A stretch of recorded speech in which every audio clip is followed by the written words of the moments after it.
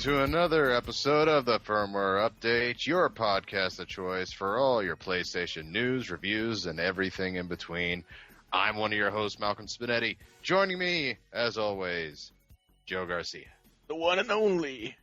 Indeed. Mr. Interview is what he'll be called from now on, as he's had nothing but good interviews. We have the interview with Axiom Verge, which will be coming up pretty soon. How'd that feel there, Joe? It went pretty well, but you'll have to wait till next week to hear it. Indeed. Embargoes and all that. And he had an interview this week to become the newest employee of the mega corporation, Best Buy. How'd that go? Well, it went pretty well, although I don't know if they'll hire me just yet, but I think it went pretty damn well. So, now, was it like an interview? Because I had I did one with Best Buy forever ago, and Lucky remembers. And it was actually just like a sort of open house. You went there and just like sat in a room, and then they called you up one by one. No, it was an actual person-to-person interview. All right, what was the department? It will be basically inventory and management and merchandising or whatever that you want to call it. But so you're going to be a manager? Oh, inventory and something. Oh, you're working in the back room then? Basically, yeah. Inventory and I forget what else. Merchandising. I believe when I got hired, when they interviewed me, I was just desperate for a job then. This is back when I was like in between jobs. And of course, I had like references out the butt for working in the cell phone department. So of course they're going to put me in MP3s and that section. Yeah. And the guy was very lax about it. They're like, yeah, you're kind of overqualified. So we'll just stick you in here. It's temporary. So, do what you can. And then I went home and found out I got hired with AT&T. So I emailed them back. Yeah, sorry, dude, but thank you. All right, cool. So you'd be like, just in the back room, keeping an eye on things and what have you? Stocking stuff, I guess, is kind of the gist of it. And is this temporary or is this like to stay? It's a part-time job, which is sort of the no-time job that I have now. Do they have any benefits, do you know of at Best Buy as far as buying their own stuff? What do you mean? Like if you're a Best Buy employee, and you buy, let's say, I don't know, a video game from Best Buy, would you get a discount? I'm pretty sure. Ooh. Well, there you go. Double dipping, my friend. Helping two businesses with one. Very nice job. Yeah, but yeah, the interview went well. I know it went well because by the end we were talking about the WCW Cruiserweight division. Because that's a good sign. that's just how the interview went. So I think it went pretty well. Wonderful. Well, good luck to you, buddy. I hope you nail this job because it sounds like you're already disliking the other job. Oh, I quit immediately after the day. God damn it, Joe! At least wait till the first paycheck. Jesus. They paid me on that Friday. I went in on Thursday and worked Thursday and Friday basically, and they paid me on Friday. I was like, okay. You tapped out? Basically, yeah, because, man, I have never felt my soul so violently crushed at a job in that 8 hours I spent doing that. Now, what was so hard about it? Were they, like, working you to death, or? It's just the most lifeless, boring, brain-dead job I could ever think to have. It's just you literally just calling person after person after person? Basically, you sit at a station, and it's tapped, and your computer's tapped into this directory of businesses within the county because you're collecting money for the Fraternal Order of Police in three respective counties, and you call these businesses that are in the directory one by one. Hey, blah blah blah. Would you like to do this? Blah blah. No, okay. Oh, you hate me? Okay, great. On to the next number for 8 hours, Malcolm. And it's like, no, I'm clearly bothering people when I call them, and this is also very boring at the same time. God damn. Well, did it pay well at least, or? No, I mean it paid. It was a flat training pay, I guess. You get $300 each week for 2 weeks, which is whatever. But it's 40 hours every week, and it's purely commission. You get 30% of everything you raise, but you have to really call people a lot to get. Wow. Like my brother, the guy, he referred me, and the week that he worked, the week of the day that I was there, that week he says I think he made like $200 and he barely made it. Uh, and that's working 40 hours. I was like, no, no. Oh boy. So pay is shit. It's soul crushing and utterly boring. So I was like, no. Pretty easy pass. All right. Well, let's talk about something happier. Have you been playing any games this week? Have I? Oh, okay. Well, not really, not very much. I played a little bit of WWE 2K15, which I got with an Amazon gift card that my buddy got me. I mentioned this last week. He got me a gift card for my birthday very belatedly, so I used it on WWE 2K when they had the sale or when they offered season pass. Yeah, and how you enjoying it so far? It sucks. It's yeah. like the games are like, I mean, the game looks great. From benefits a lot from being on PS4, but like it's just the controls are just so sluggish and just bad. It's just like I don't understand how it's gotten worse and worse with each year since 2K. What was it? 13 was the one that I liked a lot, or 2K, or well, not 2K13, just 13. But yeah, I mean, yeah, last year was just kind of disappointing just because nothing really changed. But this year, I don't know, the whole grapple system just sucks, and like your character takes so long to respond to your inputs. It's really frustrating. So I'm probably just gonna play through the showcase stuff and pretty much tap out from that. Jesus. I did buy Bloodborne, but I haven't played it. I bought it because Target had a deal where if you bought Bloodborne, you would also get a $20 PSN card for an extra $5. I was like, okay. That way, if I hate Bloodborne, I don't feel bad about trading it in. I'm like, yeah, I got my $20 out of it. So you got Bloodborne. I have Bloodborne now in my possession. But you haven't even taken off the plastic yet, have you? I did. I installed it. Oh, okay. I installed it. I downloaded the update for it. I'll get to it in due time. Oh, lesser known fact. You know that update? Uh-huh. That delayed the strategy guide until April 14th. So what's the update? What's in there? I don't know. Well, a substantial amount, because according to people who are working on the strategy guide went from 400 pages to 528 pages just from that update. Jesus, I just figured it was the typical day one patch thing. No, I'm guessing the load times were even longer up until that patch. But oh no, oh man, I've heard a lot about those load times. But they're not that bad, at least in my opinion. I'll let you be the judge. But well, I mean, what was it? Digital Foundry, that kind of subset of Eurogamer said that they posted a comparison, of a stock hard drive PS4 plus against like a solid state drive PS4, which is supposed to increase the load times, and it increased the load times by over 10 seconds in each case that they tested. But it was still over like 30 seconds to load each scenario. It's like, Jesus Christ. Yeah. That's still a long time, whether you've got cutting edge hard drives or not. Indeed. Well, I played the demo for Final Fantasy 15 consistently last week in between Diablo 3 sessions with the wife, which are becoming the new couple thing for us to do. And then I played Bloodborne, and Joe, my goodness, you need to pop in this bad boy and do more than install it. Let's just say. People seem to like Bloodborne, Malcolm, and it's good because PS4 needed an exclusive hit. Oh, yeah. Finally, after Driveclub and The Order and Infamous. Well, they're not some of those were bad games necessarily, but they were all either okay or meh, or just the general public didn't care. Yeah. Sure.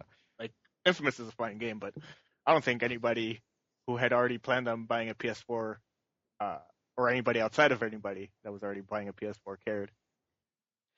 And little bonus for people out there who subscribe to our YouTube channel, I actually uploaded my battle with the first boss, the Cleric Beast, in its majesty, all 7 minutes of this intense, grueling fight between me and this monster. And I won't talk about it too much because we'll do an official review of Bloodborne fairly soon, but they have a winner. I like it so far, really do. Yeah. Let's see, what else? Have you been playing anything else? No, that's pretty much been it. Because, well, I guess I can't comment on it, but I've been playing Action Verge and Embargo. yeah, I'm gonna dig it back into that after we're done recording this. But all I'm gonna say there. What else? Oh, and I've been playing 2K or not 2K. Stupid Supercard still. God damn it! They just released a whole new tier, Malcolm. They released a whole new. I heard, and also gravity tier. I heard, and also Immortals got some new fighters too, as Stone Cold Steve Austin and the Macho Man Randy Savage are now in the game. Is Macho Man in Immortals now? Yeah, he is. Well, at least someone's paying attention. It's like Macho Man and an alternate called Macho King are in there. So. I think Macho King is going to be in the new 2K showcase for Ultimate Warrior, so I'm pretty excited about that. Oh, good. I'm gonna keep 2K15 for at least that long to play through that storyline that we described in pretty heavy detail on the new episode of Slam University. Indeed. Oh, you like that? You like that segue? Little plug there. It was a lot better than your last plug of it. Very controversial tree. It happens, folks. Don't worry. But it is. But if you do like professional wrestling, or were one of the apparently few fans to enjoy it when we talked about wrestling, I invite you to check out Slam University, as we had a really fun time discussing Macho Man Randy Savage. Mm-hmm. And I nearly cried at the end. It's quite memorable. Yes. And by the way, so I'm telling Joe this live on the air. You know what our most popular episode is? The Undertaker. The Undertaker. Yeah, by a wide margin. It like I've never seen one of our episodes with the popularity all the way full. You know. Yeah, I was happy that it's so popular. I just kind of wonder why only those episodes are super popular and the other ones are still in the double digits in terms of downloads. Probably. Well, Undertaker, I'm assuming due to the fact that it's WrestleMania season. I guess, but yeah, we're talking about like a tenfold increase. It makes me wish that we debuted or just like posted everything at WrestleMania season, because Jesus Christ. But yeah, I was shocked by that. So pretty cool. Alrighty, Joe. Plus our unofficial mascot is aware of our existence now. Oh, should we talk about that, or should I save that story for Slam U? No, we may as well talk about it now. All right, folks. This is take this as a lesson as to what to and what not to do if you're starting a new program or podcast. See, as you guys know, me and Joe love wrestling. So when Joe came up with the idea for what would become Slam University, I was really excited.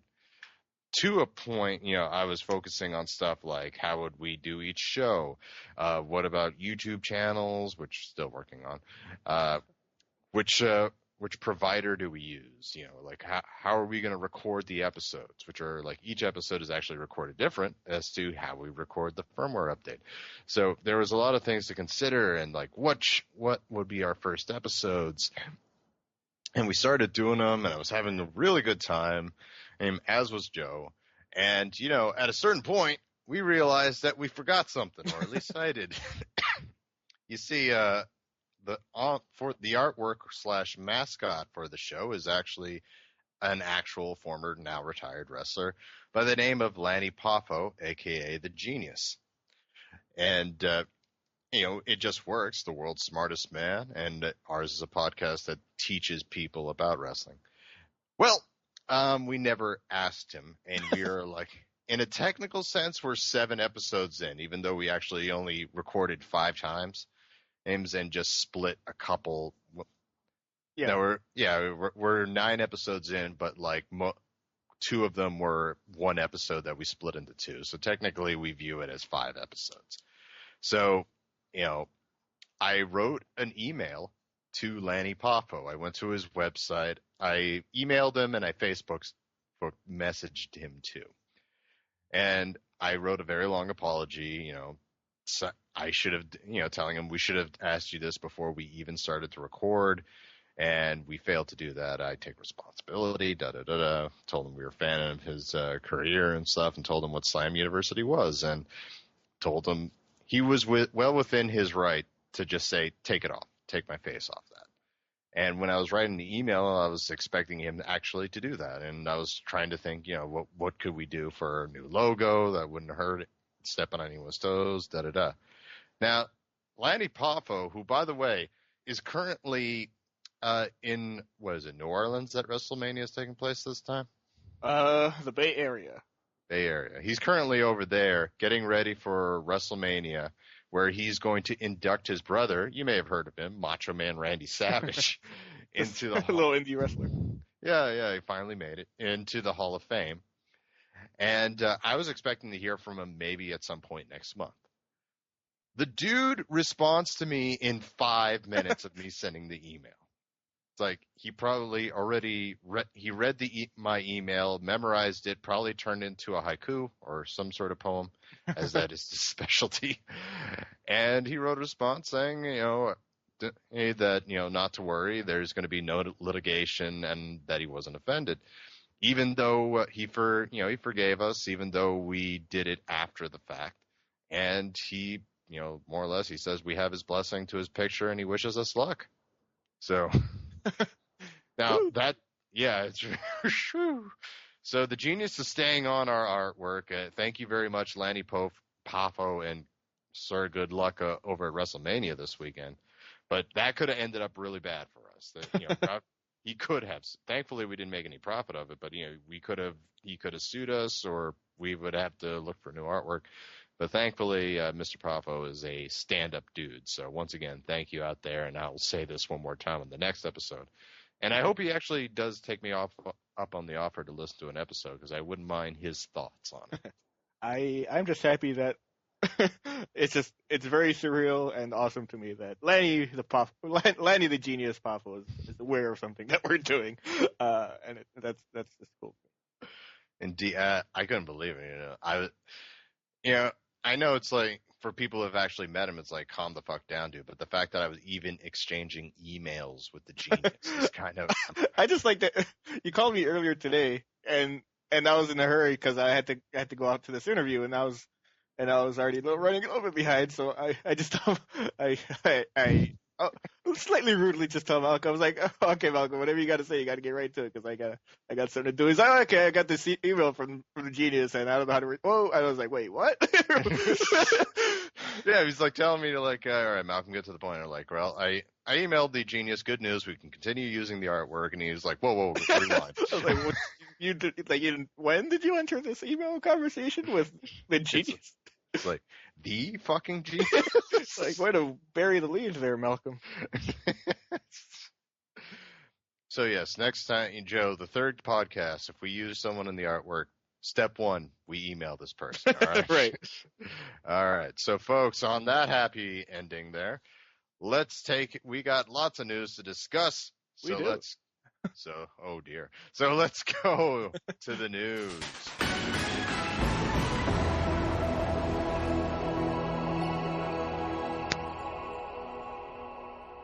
All right, Joe. So I assume that Lanny Poffo gave us the blessing for the rest of the news. So what happened this week? Well, this week's top story is probably the single biggest reason why we should probably start recording this on Fridays, because about, I guess, I don't know, very soon after we recorded the last episode, it seems that Hideo Kojima is expected to leave Konami after Metal Gear Solid 5. The Phantom Pain is all wrapped up, according to an inside source for GameSpot. Apparently, according to this GameSpot report, there's been a fallout between Kojima Productions and its publisher, Konami, and has led to senior staff at the studio given restricted access to corporate internet, emails, and phone calls. GameSpot understands. Along with the restricted communications, key developers at the studio, such as Kojima, will now have limited opportunities to lend their appearance to promotions of the studio's upcoming game, Metal Gear Solid 5: The Phantom Pain. Power struggles between Kojima Productions and Konami have convinced the publisher to make drastic changes, including amending the employee status of its Metal Gear team.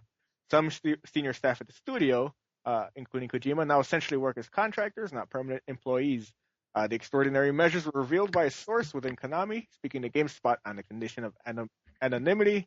The person explained that once the Phantom Pain project is finished, in all likelihood, the management at the studio will disband. The source claims, quote, after we finish MGS5, Mr. Kojima and upper management will leave Konami. They said their contract ends in December. Person adds, at a team meeting, Mr. Kojima explained that team have to be one and make a good game for fans.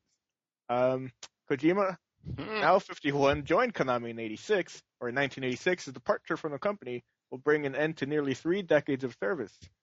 In other developments, Konami has begun erasing the Kojima Productions logo from all official Metal Gear art and has demoted Kojima off its executive team.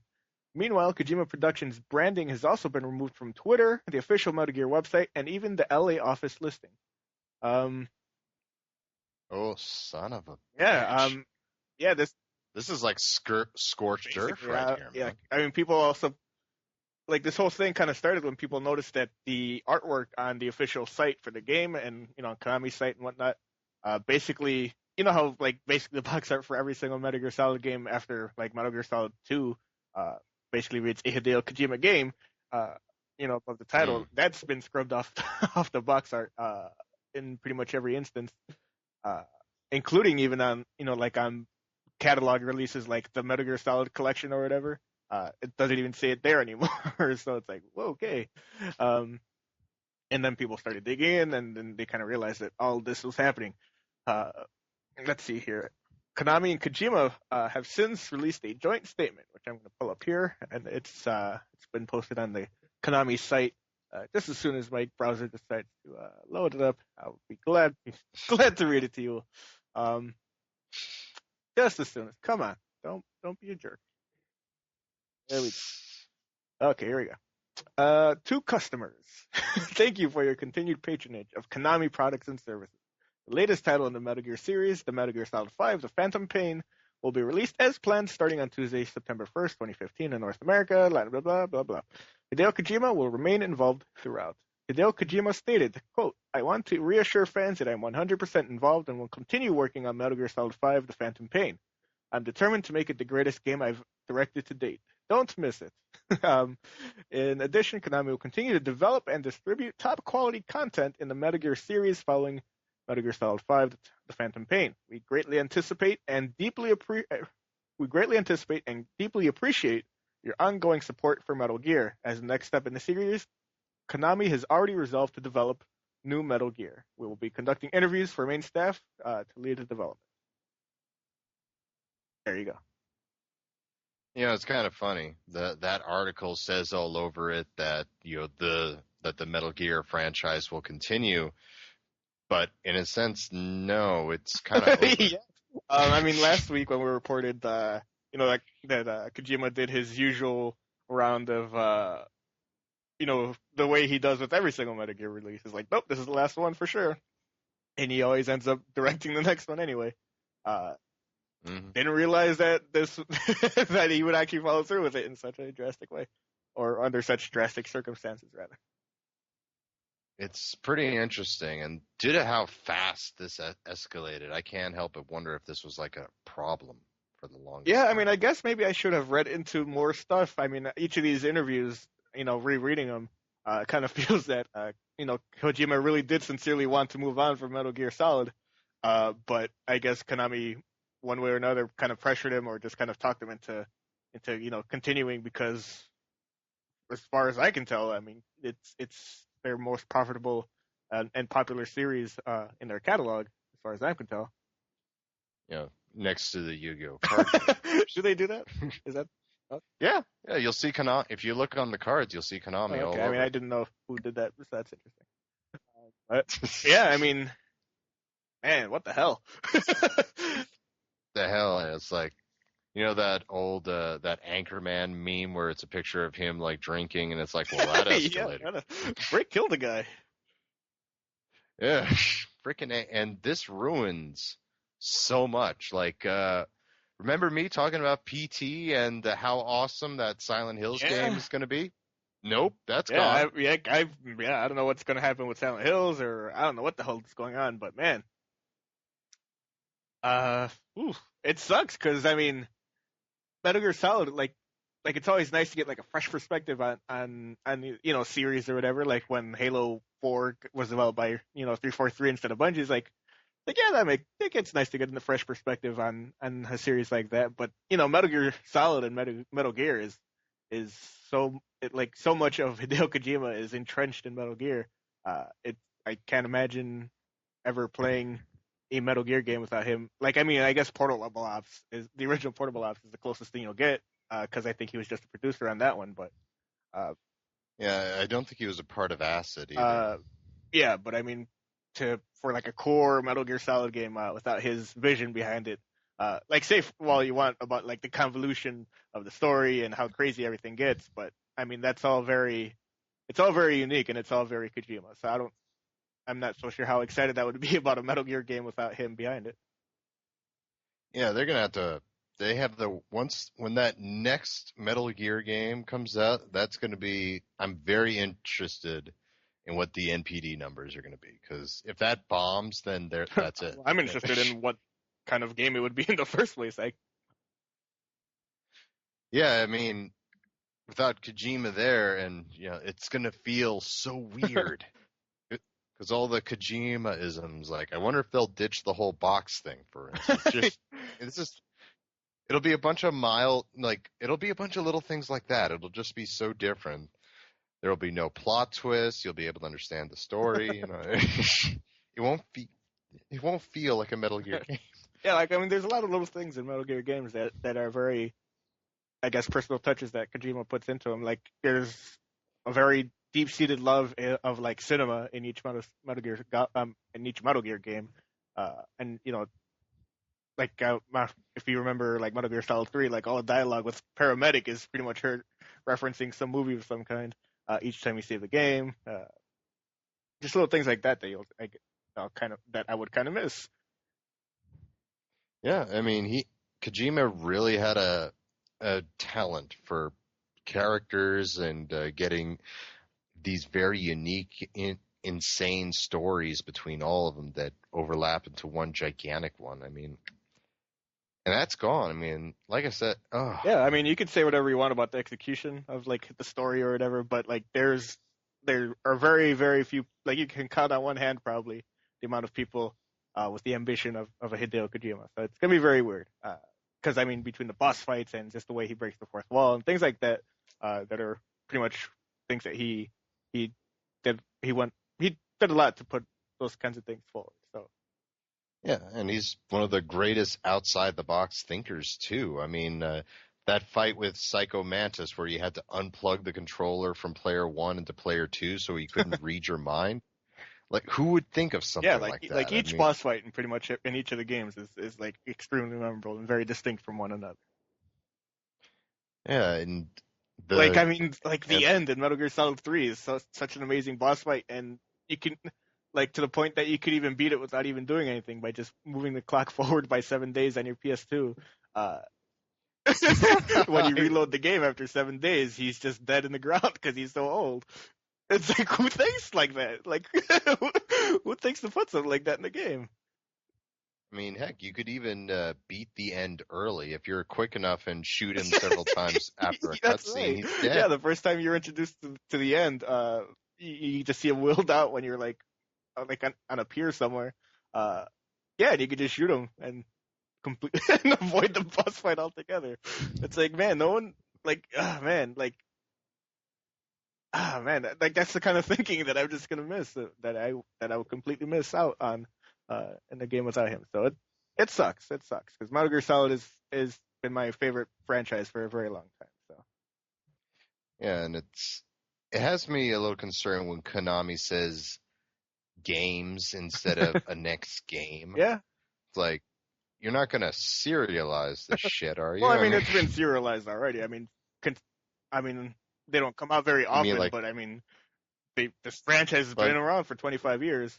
Plus. Well, yeah, but I mean, like, they're not going to Assassin's Creed No, it, I you don't know what think I so. mean? I don't think. Frankly, I don't think Konami has them to even get the talent necessary for a yearly release of any game besides what is it, that soccer game that they do.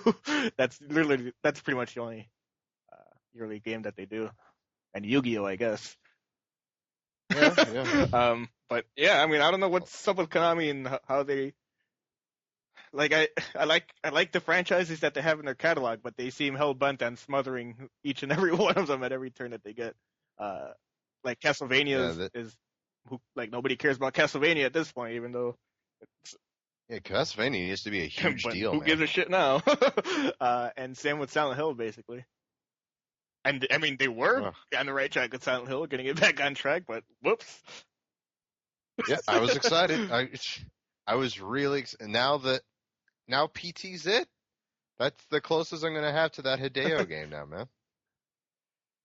Oh, well, and this is terrible. I mean, it puts like every developer at Konami on notice that there are no safe ones, I guess. Yeah, it's like, what do I work towards in this company if I can, if the most prolific creator within it can be chewed up and spit out so easily. Yeah, I mean, needless to say, Konami and Hideo, excuse me, he's gonna land on his feet. I mean, the Fox Studios. Is that the name of it, or what am I? What, you mean the new one in LA? Yeah, yeah. Doesn't he have his own, game studio anyway? Well, I mean, it's always been Kojima Productions. Kojima Productions. Yeah, right. I think they just renamed whatever the development team that did Metal Gear Solid 1 and 2 and just renamed them Kojima Productions for Metal Gear Solid 3. And but they did open an LA studio as well, like a year or two ago, I remember, to do, I forget what, but yeah, I don't know. Weird. Maybe you can help out on the new Borderlands. I hear Randy Pitchford is looking for new developers. Well, I mean, if I don't think, like, I think if Kojima leaves Konami, which seems very highly likely now, I don't think he'd stick around in games. Like, in other interviews that I've read, like, with him in the past, it seems like he really wants to get into making proper movies in one capacity or another, whether it's writing or whether it's writing or directing them. I don't know, but like, obviously, like I mentioned before, like, he obviously loves movies, so I could imagine him wanting. It's not very hard for me to see him transition to that, or just writing regular books or whatever it is. You think it's going to have anything to do with the military, or is he just going to have, like, it's all good.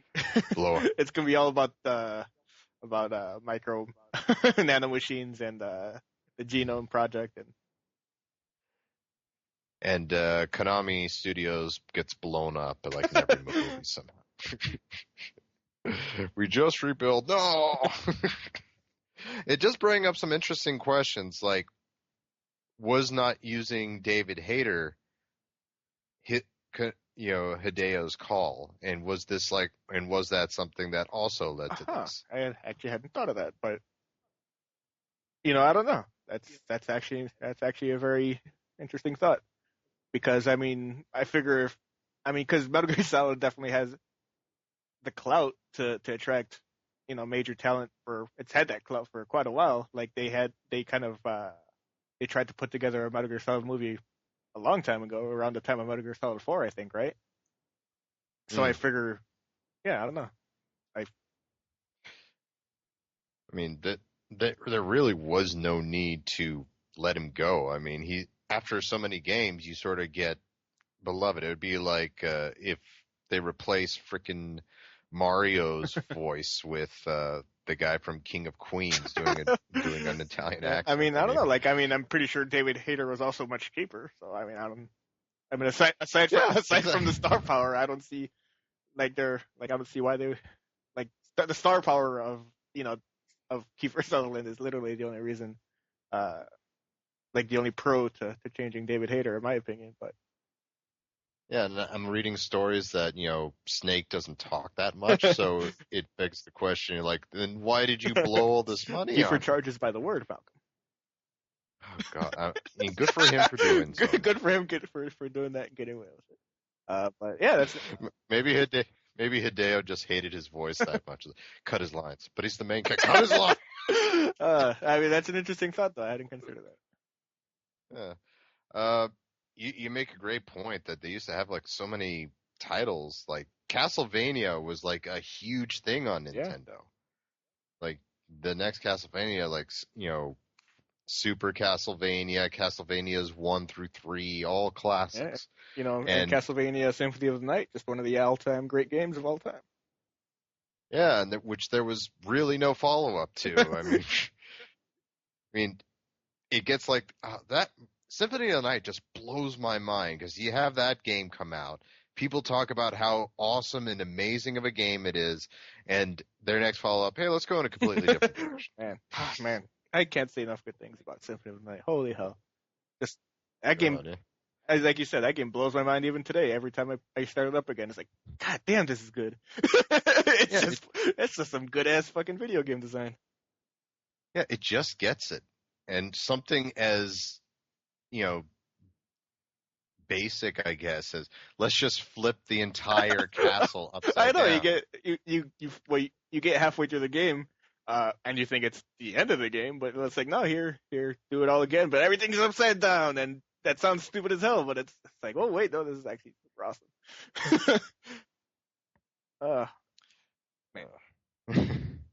Man, and for the record, I actually did enjoy Hideo's attempt at it.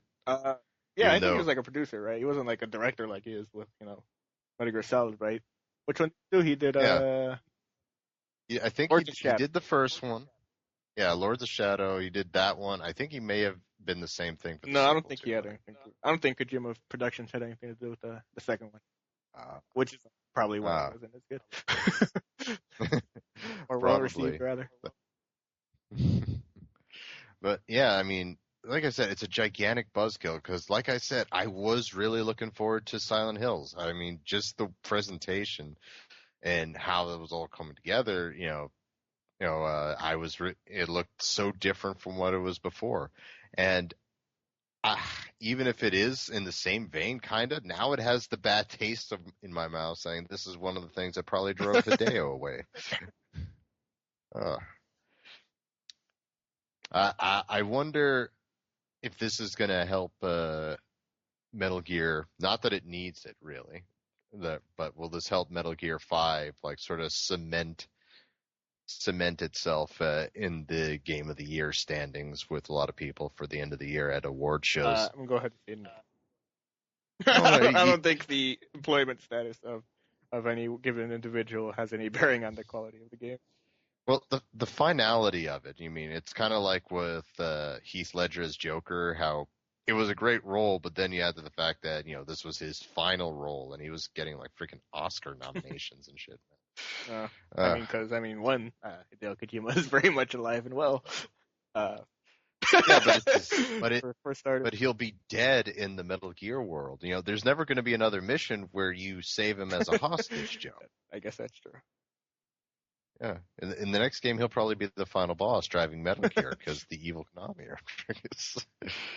God.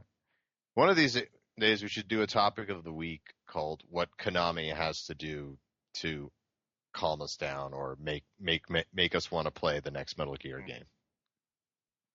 And here's an easy one: get David Hayter back. Oh man, but that's some bummer news, and that was like shockwaves. God damn. All right, Joe. So what's the next story? Well, the next story is a little bit more current, but pretty significant nonetheless, is that PS4 system update 2.50, codename Yukimura, is now available for download. Yukimura? I didn't know they actually named these. Yeah, they named the last one too. But that's neither here nor there. Okay. What does Yuki do to my PS4? Well, after say 26 months after the announcement and the reveal of this feature, you can finally resume on your PS4, meaning that once you go into rest mode, it doesn't close the apps, it just kind of suspends them so that when you turn the PS4 back on, you can jump right back into whatever it is you were doing. Long overdue feature. Let's see, you can also back up and restore your hard drive to a USB stick or USB storage of some sort. Let's see, I thought you could already do that, so let me read the description. Backup and restore your hard disk drive data associated with users on your PS4, including settings, save data, screenshots and video clips, as well as games, patches, and download data to and from an external USB drive. I could have sworn you could have done that already, but okay. Find and connect with friends. Yeah, it's got that Facebook friend finder that we talked about a little earlier, so that if you're friends with someone on Facebook, it'll be like, hey, here's their PSN if you want to add them, which is nice. Let's see, you can share earned trophies and optimize your trophy list a number of ways with automatic trophy screenshots that automatically capture screenshots when you earn a trophy. You can share trophies specifically to Facebook and Twitter or via message by pressing the share button on a specific trophy. Additional trophy sorting options. You can sort your trophy list by earn date, not earned, and grade. You can delete 0% trophies, so any game that you don't have any completion on, you can just delete from your trophy list. There's a number of improved and expanded accessibility options to make the user experience a little easier for certain users. You can customize button assignments, can zoom displayed pictures in invert colors, text-to-speech, enlarge text, bolder fonts, the whole 9 yards. Remote play and shared play. For games that support 60 frames per second, users will be able to automatically enjoy those games with 60 frames for both remote play and share play on supported devices. Of course, you'll have to make sure that your broadband internet is up to the task, of course. Automatic installation for system software updates. This is a surprisingly overdue feature, I think. You can, because before you could download the updates. But they'll just sit there until you turn your PS4 back on. Which I found out this morning. That's so annoying. Yeah, like it's like, why can't I log into PSN? Oh, okay, sure. just so yeah, that'll be fine. You can now finally upgrade your sub accounts to master accounts for any users that have reached the age of 18 or older. There are now verified accounts. Select game developers, producers, designers, and community managers will be verified with a badge. I guess like Twitter and Facebook and what have you. And you can now upload video clips directly to Dailymotion via the share button. So those are the new features coming that have come to PS4 via the new update. On top of this, your Vita has also been updated to version 3.50, which also adds support for that 60 frames stuff that I mentioned earlier. And the mobile apps, the PlayStation app on iOS and Android have been upgraded as well for I guess some of the enlarged text stuff. So there you go. That's all the PlayStation firmware and updates for you. You know, Joe, we should. You know what I want to do? We should go back and rewatch, the PS4 announce conference and maybe the first E3 and write down all the things they promised it would do and see where we are as far as doing all of those things. Well, I think the biggest ones are finally now all available. Like the suspend, resume, the share play stuff. All right. Well, hopefully we should be right about where we should be with what it can do. I mean, I kept forgetting that it couldn't install the update. It just downloaded. Yeah. That's so weird. Then when I would turn it on, ready to place something, and be like, "Oh, hold on, son of a bitch." I guess they want to make sure that you're turning it on. I guess. Alrighty. So, new firmware update is always good. Always remember that, folks. New firmware update is always good. Firmware updates are your friend. You like firmware updates more than anything else. Obey. All right, now. All right. What else happened this week? Well, Malcolm, if you were looking forward to Batman Arkham Knight on June 2nd, you're gonna have to wait your ass a little while longer. No. Sorry, that shit is coming a little bit later than usual, or than October 22nd. According to Warner Brothers, it's actually not very far behind. It's just 3 weeks, June 23rd, 2015. So it's not so bad. Yeah, it's actually funny. I thought it was June 24, 20 whatever, and it turned out to be the 2nd. So I was like, okay, this is actually really good for me. Oh, it's coming a day before I thought. Indeed. So So that's fine. Delays like this is cool. Yeah. You can do this all day long. But I will echo the words of the great Shigeru Miyamoto every time, where he says a delayed game is it. I forget what he says. Somehow I've forgotten the quote. A delay means it's going to be a good game or something like that. Or... Well, I mean, a bad game is bad forever, but a delayed game is only bad for a little while. Indeed. And a delayed game has a 5% less chance of being Driveclub. So, oh man, Driveclub. Oh, yeah, certainly. Never forget, Joe. Do you have any guesses on who the Arkham Knight is? I would rather just not speculate. Why not? It's not a spoiler. I know, but I mean, it's one of the things why I avoid watching certain things with certain people, because I have certain friends that I watch something with, and like we'll both watch something fresh for the first time, but they'll like spend the entire movie just guessing out loud what something is going to be. It's like, just watch the fucking movie. just go on the ride. You don't have to pretend. You don't have to prove that you're smarter than the movie. Just watch. Just enjoy it. All right. Yeah, I try. I hate to say this, Joe, but I'm kind of the same way. I don't talk throughout the entire movie. Like, I'll go to my wife and I'll say, he's the bad guy, he did that, and it's going to end up being for this reason. And then that's it. Well, you're a cancer. You're a cancer too. I'm not a cancer. I'm right all the time. Viewing audience. I am right all the time. I watched Wreck-It Ralph, and as soon as I saw that king, I knew where he was from, man, and I was dead on. Turbo-tastic. All right. Hey, and I also did that with quite a few comic book movies and TV shows, to which, I'm right all the time. The worst. And it feels good, Joe. The worst. They should write better than Joe. I should not be able to guess what's going to happen inside of 10 minutes of the... Yeah, God forbid anybody goes on the ride for 2 hours. You know when I do hate it, Joe? What? Wrestling. Oh, okay. It's like, oh, goddamn Roman Reigns. But anyway, where were we? What we're talking about, the Arkham Knight, which leads me into a very neat and tidy segue into the next story. Oh, okay, go right for it.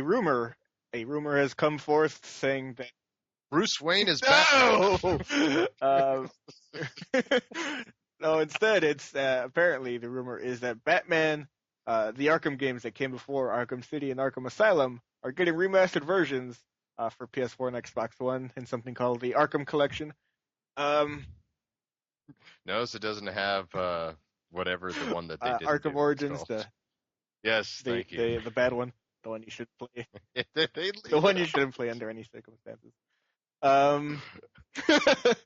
But yeah, the rumor being that, or apparently a source close to IGN Italy, let them know about it, said the 2 games will be part of Remastered Collection in time for the holidays. Yeah, so there you go. Oh yeah, which is great, because my big problem with those games were how awful they look. So they could definitely use the HD update. That's cool. I guess I'm just going to get every single game that I played on the PS3 for the PS4. Oh, so, I mean, God of War 3 is coming. I still need to pick up Last of Us. And now I'll be able to get not only Arkham Asylum, but Arkham City, too. So, yeah, I'll have the whole thing. Yeah, I guess I'll just slip in the God of War 3 news in here as well. That's getting a remaster as well. They announced that during a stream on Friday. Apparently, it's got a release date and everything. It's going to be $40. I think it's on July 12th or something. That's when it's coming out. Yeah, I guess like every July we're going to get like a remastered, mega remaster. I mean, I saw this news and I was like, finally, a remastered God of War game.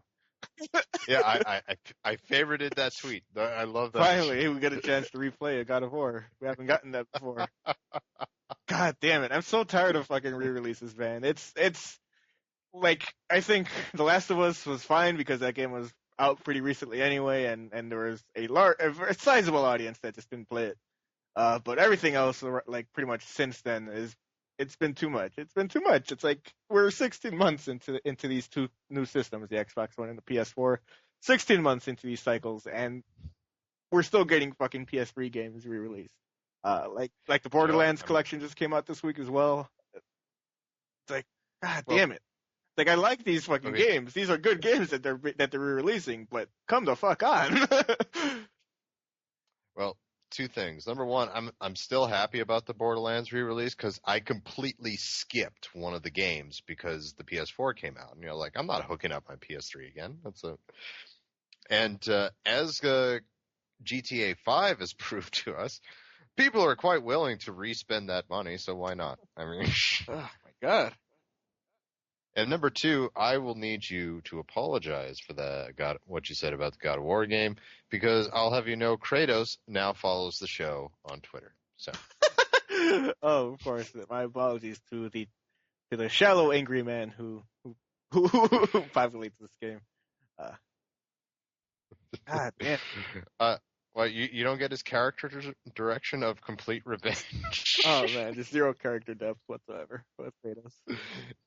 He killed off humanity just to stab one guy. Joe. He's a fun gameplay vessel. Like playing as Kratos is great, but having to listen to Kratos talk or pontificate anything, it's the worst. I will say that out of all of them, God of War 3 was my favorite, to be frank. I mean, it's great mindless, violent fun, and a lot of like the scene at the very beginning where you're fighting Poseidon and on this giant Hydra was like so beautiful and cinematic that I was like, oh, this is amazing. So I might buy it.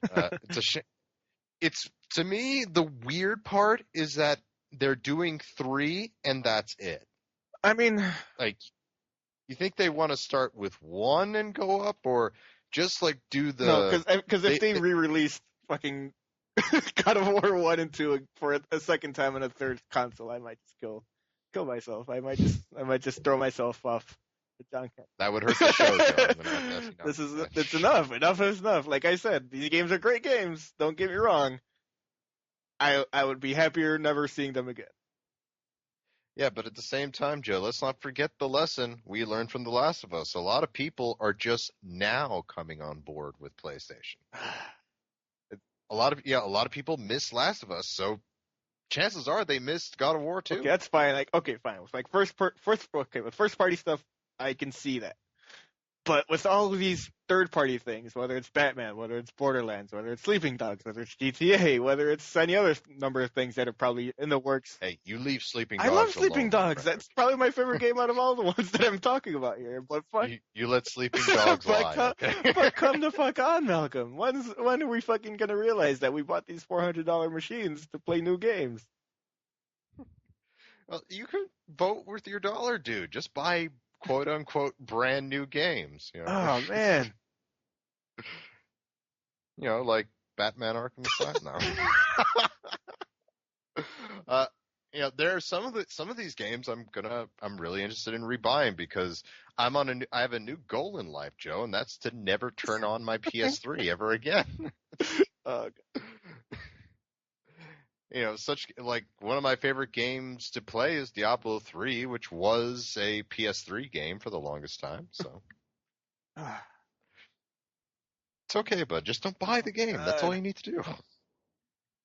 I didn't think you were ever going to buy God of War 3 anyway. It's like these studios could be doing anything else, literally anything else. Give us something new, for Christ's sakes. I mean, it's still weird. You're starting with God of War 3. They're literally starting at the end of the story. That is silly, but yeah, technically it should start with Ascension, then 1. How about you just forget about Ascension? Forget it exists. No one cares. That's a terrible game. It wasn't a terrible game. I love it. It was a game created to piss off video game reviewers. The best thing that God of War Ascension ever did was upset Frank Underwood in House of Cards when he couldn't connect to the online servers anymore. That's how that game's gonna live on. That's forever. The only legacy that game will ever have. Is annoying Frank Underwood for 10 seconds in one scene of House of Cards. The online multiplayer for Ascension has actually been in a few House of Cards episodes. It's literally the only time anyone ever talks about God of War multiplayer.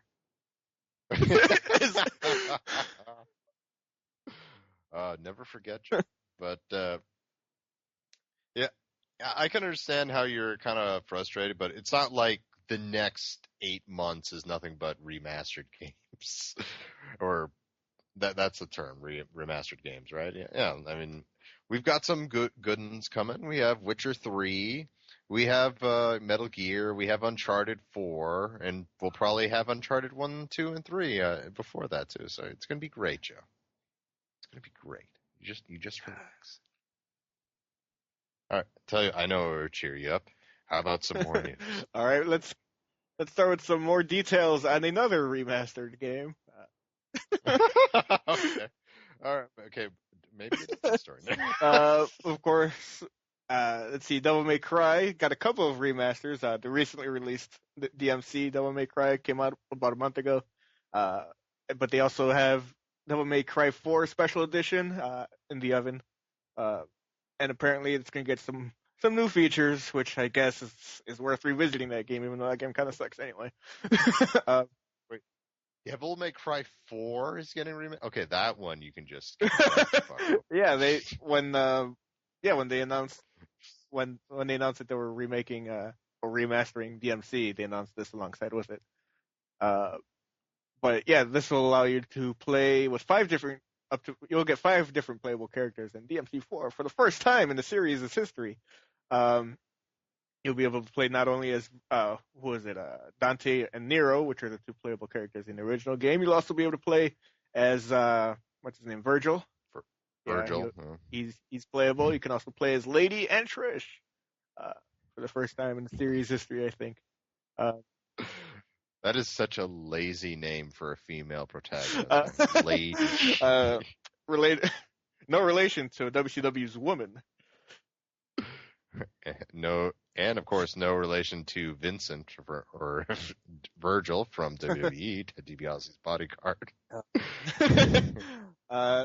Let's see here. Other features include Legendary Dark Knight mode, which is, a feature we were previously unable to include in the PS3 version. This mode pits players against a tremendous number of enemies. Players will have to adjust their fighting style to adapt, making for a fresh gameplay experience for even longtime fans. The game will also feature a plethora of new costumes, which are fully compatible with cutscenes, bringing a fresh look to scenes some fans may have seen before. Ooh. Yeah, don't play Devil May Cry 4. It's not a good game. Yeah, go get DMC. Yeah, that was good. Better play that instead. All right, what's next? Let's see. In an interview with GameSpot, Final Fantasy 15 director, what's his name? Hajime Tabata, I think. Yeah. Sure. He spoke to GameSpot about the Final Fantasy 15's all-male party, and what the heck is up with an all-male party? He said, quote, speaking honestly, an all-male party feels almost more approachable for players. Even the presence of one female in the group will change their behavior so that they'll act differently. So to give the most natural feeling to make them feel sincere and honest, having them all the same gender made sense in that way. I'm guessing he's talking about the player changing their behavior, not necessarily the actual members of the party in the game. Let's see. The game certainly doesn't shy away from. Okay, so for Tabata, the journey will have the cast adopting what he dubs a "boys will be boys" type demeanor. It was the story we wanted to tell and what we wanted to show players. He explained. The world might be ready to see the curtain lifted on what boys do when girls aren't around. When they come out of the tent all prim and proper. That's kind of the idea behind it. We think, male or female player, that everyone will feel a certain connection and bond with the 4 characters. That's interesting, I guess. Because I was going to actually bring this up in Topic of the Week when we discussed the demo, but how do you feel about it, Joe? Well, I think it's weird. Like, I mean, I'm glad he gave a reason. I don't think it's a good reason, but at least it's an honest reason. Unlike with, say, Assassin's Creed Unity, where they're like, it's too much work, so but here it's like, all right, like he's got an artistic reason behind it. I don't necessarily agree with it, but at least it's sincere. It's just weird because it kind of states that the way he talks about it kind of assumes that most people playing Final Fantasy 15 will be male, even though Final Fantasy 15 has a pretty even player base, or at least more than I see in many other games. Yeah, I mean, going with his reasoning, I understand what he's saying Yeah. completely. Like, I have like a group of, male friends, and how I act around these guys when we're, out and about, and how I act around them when his wife or their wives are present, it's different. I mean, that's, that's nothing wrong with that. That's normal. Yeah. That's like normal day-to-day Yeah. life. If it's just that, it's like, yeah, I just want 4 dude friends to kind of hang out with each other because that's the story I want to tell. It's like, yeah, that's cool. Yeah, the story is just like a road trip essentially with Final Fantasy, and that that's cool. I mean, I'm kind of relieved to hear you say that you're okay with this joke. There are actually some people that are upset with this, calling this sexist and stuff. Well, of course, the reasoning that he gives is what I don't necessarily agree with. It's where he says that having one female in the group will change the way the player reacts to the cast, which is, I think, not necessarily true. Like his reasoning for the cast is basically because it's more relatable for the players, not necessarily because that's the story he wants to tell. I don't know. It's weird reasoning, but at least it's reasoning that it's actual reasoning that someone put actual thought into, which is fine. It's weirdly refreshing to see that instead of like the Ubisoft thing where it's like, oh, we don't want to. Yeah, and yet I keep in mind, chances are he was being translated. Maybe it was a translation issue, but yeah, that's how I took it. It's just like the story that they were trying to tell. It made more sense. It makes more sense with 4 guys being together. So yeah, all right. Some people do have a problem with it, which annoys me because number one, hello, Final Fantasy X2. I mean. Like, one that people like a lot less than the regular than the game before it. Yeah, exactly. It's like that game. That game is like revolutionary. You're like, oh, 3 female protagonists. That's awesome. But you got 4 male leads, and it's like, oh, boo, it's so sexist. Da da da. That's no diverse cast. Now, the cast is diverse enough. Okay, you can have 4 male. That is not what classifies a personality as their gender. It's like, all right, we have 3 males and 3 females. Oh, diverse class. No, it's not. Well, I mean, I think it's just kind of indicative of a larger problem, I think, in media as a whole, where it seems that everyone's kind of expected to empathize with male characters or whatever. But once you put like females in the lead, it's like we've seen this a lot of different times, right? Even over the course of this podcast, where like, say with like The Last of Us, like apparently the marketing people behind wanted the Naughty Dog to put Ellie further back on the box art, but they didn't want it to do that. Or with like BioShock, when they put like Elizabeth further back in the box art, or things like that. Or like with Remember Me, where certain publishers wanted not to recast the game with someone that wasn't a woman. Things like that where somehow we're expected to always empathize with a male character because somehow that's the default. But like with female characters, like no one ever teach, and like women, whether they're female viewers or players or whatever, are always expected to adapt to the male lead. But for whatever reason, that expectation doesn't go the other way, where males are necessarily taught to empathize with the female lead. It's I don't know. It's a larger problem in media in general, but. Yeah, it's like something that's been like, I mean, though, right? Yeah, I know what you're trying to say there, and like something that's been annoying me, like how they're handling the Ghostbusters now. Like first they announce an all-female cast, and that's all people are talking about. It's not like we got a new Ghostbusters. It's like the selling point for marketing and what have you is it's all females. So now when they announce the all male cast version, there's going to be 2 versions, 1 all female, 1 male. It feels like that's what they're marketing. It's no longer about Ghostbusters, that 1 movie's for guys and 1 movie's for girls. Yeah, that was so weird when that happened, because it's like, people, like, there were dudes who were like, oh no, they're killing our childhood with these all female like Ghostbusters movies. It's like so like somehow like only the male Ghostbuster fans' childhoods were valid and not the female fans. It's like, what? Like, what are you talking about, dude? Like, all those movies still exist, so if you want to go rewatch those, go do that. It just felt like a weird reaction. It's like, oh god, they're freaking out. Well, let's get a male one too again, I guess. It's like, huh? It's like, and coincidentally, I don't think it being all male for Final Fantasy 15 takes away from the experience at all. Small spoiler for our discussion, but I enjoyed it just fine.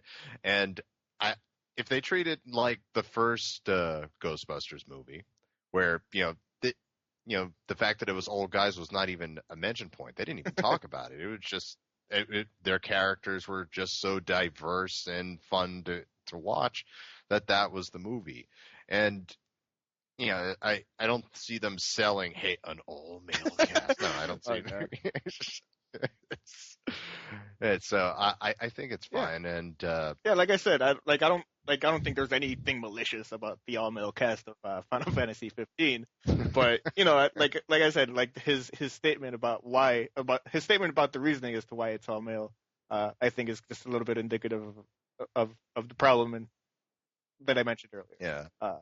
Yeah. That may be the translator's fault too. So, like, I just think we have to be better about having male viewers and players just be better about empathizing with female characters in the stuff that they watch and play.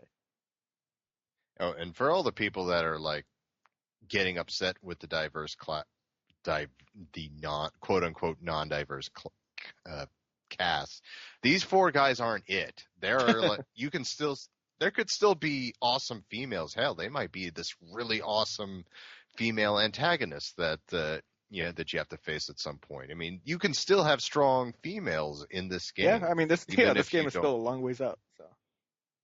Oh yeah, it's sadly, but don't lose. Please be excited for Final Fantasy 15.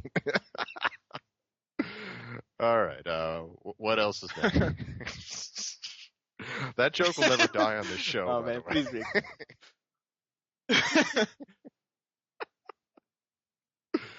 All right, what's next, man?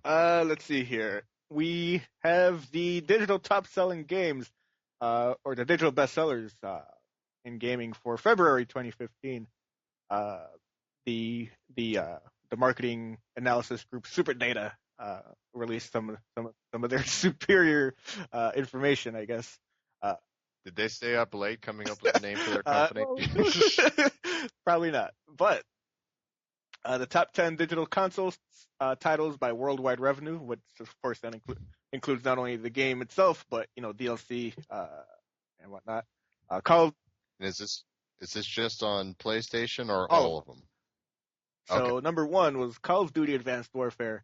At about $31.6 million for February 2015, followed by Grand Theft Auto 5 and FIFA 15 at number 3. Dying Light is still holding strong at number 4.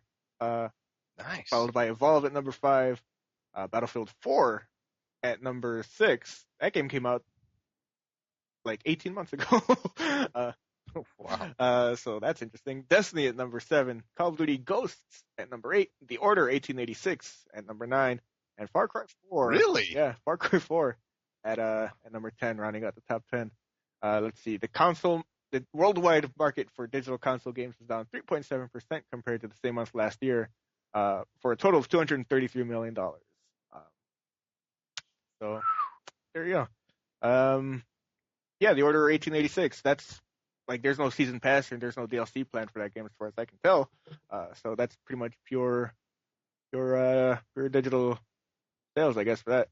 $7.1 million earned by the Order 1886. I'm going to go ahead and calculate how many copies that is. Wow. And I guess I'm also wondering how much money it took to make the game. Like, have they made that back yet or already? And I got to say, we ragged on it. I didn't think it was that bad. I didn't think it was that good. That's the problem. It's in that sweet spot. Let's see. That comes out to about 118,000 copies digitally for February for that game. This is just on digital alone, right? Yeah. So that's not even counting what it sold physically. So there you go. Which I think physically probably outsold it because people probably who did buy it probably realized that they were going to return it pretty soon. Yeah. But that's surprising, and for the most part, that list sounds about right. It's like mostly multiplayer games. Yeah, and what I'm have just you. surprised by Battlefield 4, especially with with Hardline coming out last week. So, leading up to the release of that game for Battlefield 4 to still be selling super strong, that's pretty surprising. That game came out in October 2013. And I tell you, I'm going to be really interested to see how Bloodborne sells. Because it's good, but at the same time, the Souls games have, I hate to use the term niche, but, it's a selective group that usually likes those appreciates those kinds of games, so, But, sounds about right. By the way, do you have any Mortal Kombat news in there? I have one bit of Mortal Kombat news, but I'm guessing it's not the news that you want to talk about. It was canceled. Canceled forever. Oh, no. I'm guessing you want to talk about Liu Kang. It's not the story that I had, but I'm guessing that's what you want to talk about. Malcolm wants to celebrate the fact that they're putting in the most obvious character in the game. You say it was the most obvious character, but we're 3 weeks away from the game? He's in there. Why would you be surprised by that? Okay.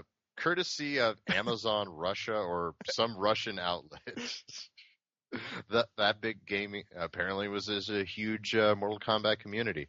They actually released a trailer that finally showed Liu Kang. What was that? And our long national nightmare is over. Liu Kang is going to be in the new Mortal Kombat game. Now it's the trailer, by the way, is really story driven. And Joe, you owe Ed Boon an apology as far as I'm concerned. Yeah, because you are always ragging on how fighting games don't have a plot, and they never make any sense. No, However, I enjoyed Mortal Kombat's plot. I'm just saying it doesn't matter. Yeah, it's never mattered in any fighting game. What about another? NetherRealms actually does try with their story. Yeah, I'm just saying that the implications of Injustice. What about Injustice? Has an amazing story. But I'm pretty sure they're going to put Shazam in the next Injustice game, even though he died pretty fucking bad. Well, the evil. That was extreme. That would be enough for Liu Kang to go, oh Jesus Christ. NetherRealm does a great job with the stories. They're fun. They're fun to play through, but the implications of the story they just don't fucking matter. Just put who. It does not matter who died in the last game. Just put them in there. Yeah. So in the story trailer, which actually has a cameo with Bo Rai Cho, another Mortal Kombat fighter who actually taught Liu Kang and Kung Lao how to fight. It actually focuses on not only Liu Kang, but Kung Lao as well, as apparently due to the fact that small spoiler coming up, folks, in the last game they were killed, one by Kung Lao by Shao Kahn, and of course Liu Kang by Raiden by accident. You remember that scene? It was like Raiden tripped and electrocuted Liu Kang. But they're both dead, so when you die, you go to the Netherrealm, which means you're controlled now by Shinnok and Quan Chi, and now they're basically using them as their own personal fighters. And it's cool because, at least from what I can tell from the story trailer, it's like they're two Winter Soldiers. They just appear and shit just goes down. Everyone's like, oh shit. Because now Quan Chi has the freaking Mortal Kombat champion in his pocket, and Liu Kang shows a bit of an attitude here. He's got where's his his cap to the side, right? The skateboard. It's the entire time he's talking down to Raiden. He's like, oh, did you see that in one of your visions too, Raiden? And he's he's pissed, and rightfully so, that Raiden killed him. And so I can't wait to see this story. And Liu Kang just looks amazing. He's got all these fast moves. Both Kung Lao and Liu Kang have grabs that are just they punch the guy 6 times. And we also got to see a nice fatality from Liu Kang. And did you see this one too, John? No. Okay, so first he grabs the guy's Adam's apple, rips it out, then as the guy gurgles for a sec, he rears back, punches through the guy's teeth, shoves his Adam's apple back into his mouth, and then flicks his forehead, knocking him over and killing him. Damn. Yeah. So I'm really stoked about it, and I've also started following this YouTube channel. I think it's called Mortal Kombat Community, and this is the stream. They release a stream every so often, and this is the one where you'll see reports come from. Like this is where it first showed brutalities, and this is where they first talked about the story mode, the how you can be part of factions, and various other things. But primarily, it's there to introduce the different variations of each fighter, which is like a different fighting style for each and every character. So, in a sense, they actually broke it down like, in a sense, there's actually 75 different fighters in this game because they all have their own unique strategies. So, but yeah, I'm really stoked, Joe. I'm happy that Liu Kang is in there. He was the star of the Mortal Kombat movie, Joe. It's a fine movie. You can't have. It is. Not so much the No, second one, no, but don't watch that one. Treat that like you would Devil May Cry 4. So yeah, it all comes full circle. But anyway, yeah, I cannot wait for this game, Joe. Like after I picked up Bloodborne, I also picked up a PSN card at the GameStop, and I bought the game and the combat pack on PSN because I'm not trading that in. I mean. That's going to stay on the PS4 for years to come. So, I can't wait, Joe. So what was the story you were going to announce? Well, the story I had for Mortal Kombat 4, or Mortal Kombat X, on PS4 is what I meant to say.